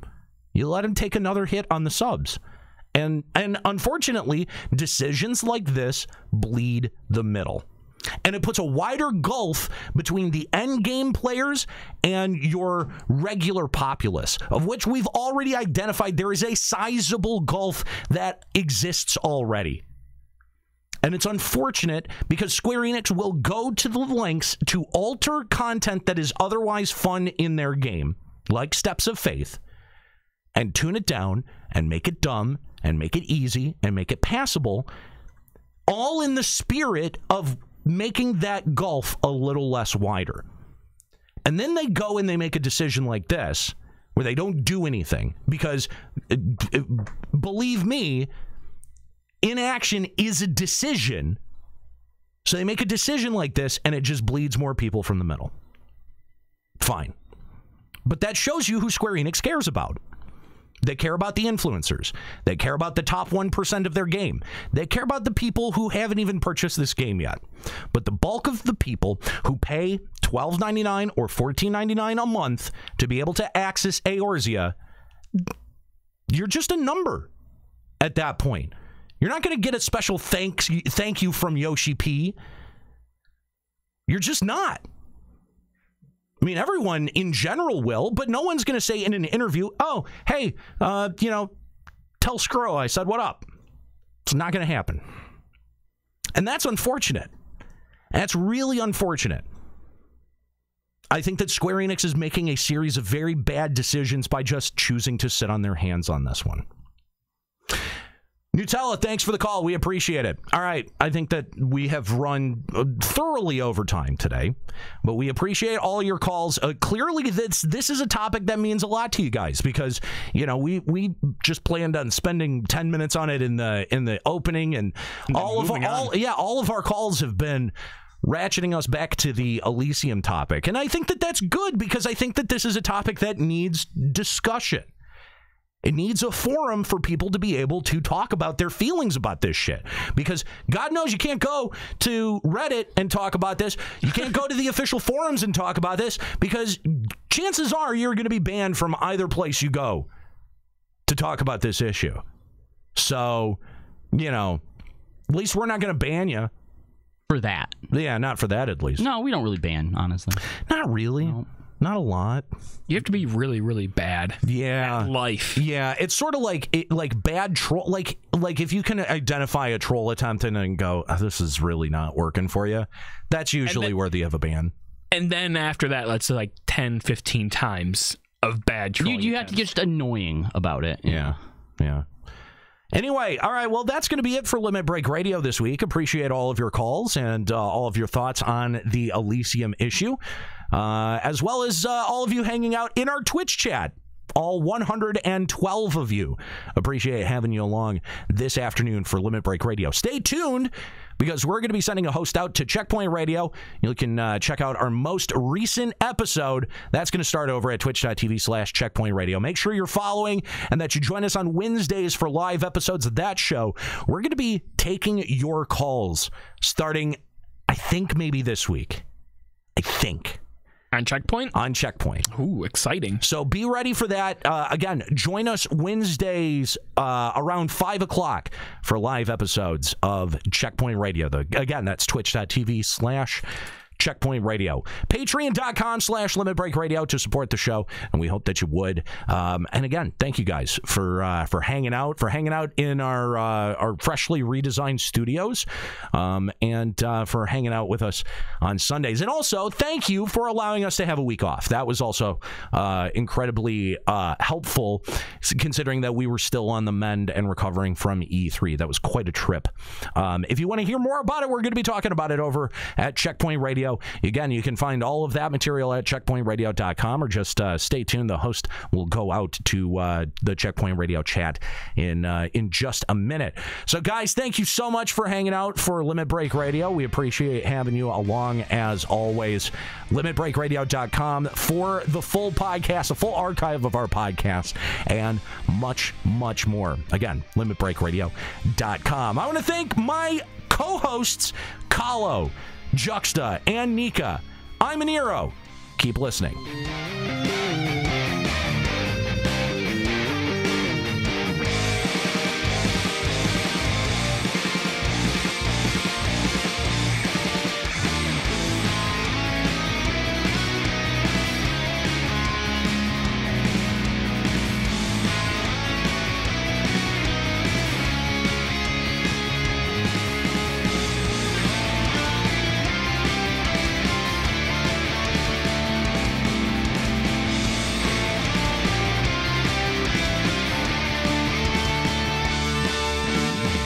Limit Break Radio is a production of LimitBreakRadio.com and Bender Media Productions. This episode was produced by Kahlo Landis, Juxtaposition.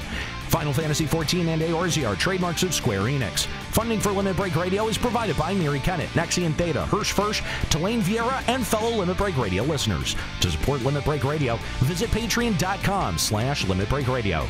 Opening music in this episode from Daniel Lambie. Listen to Man with the Machine Gun and other great tracks at facebook.com/Daniel Lambie Metal Gamer. Closing music in this episode provided by Husky by the Geek.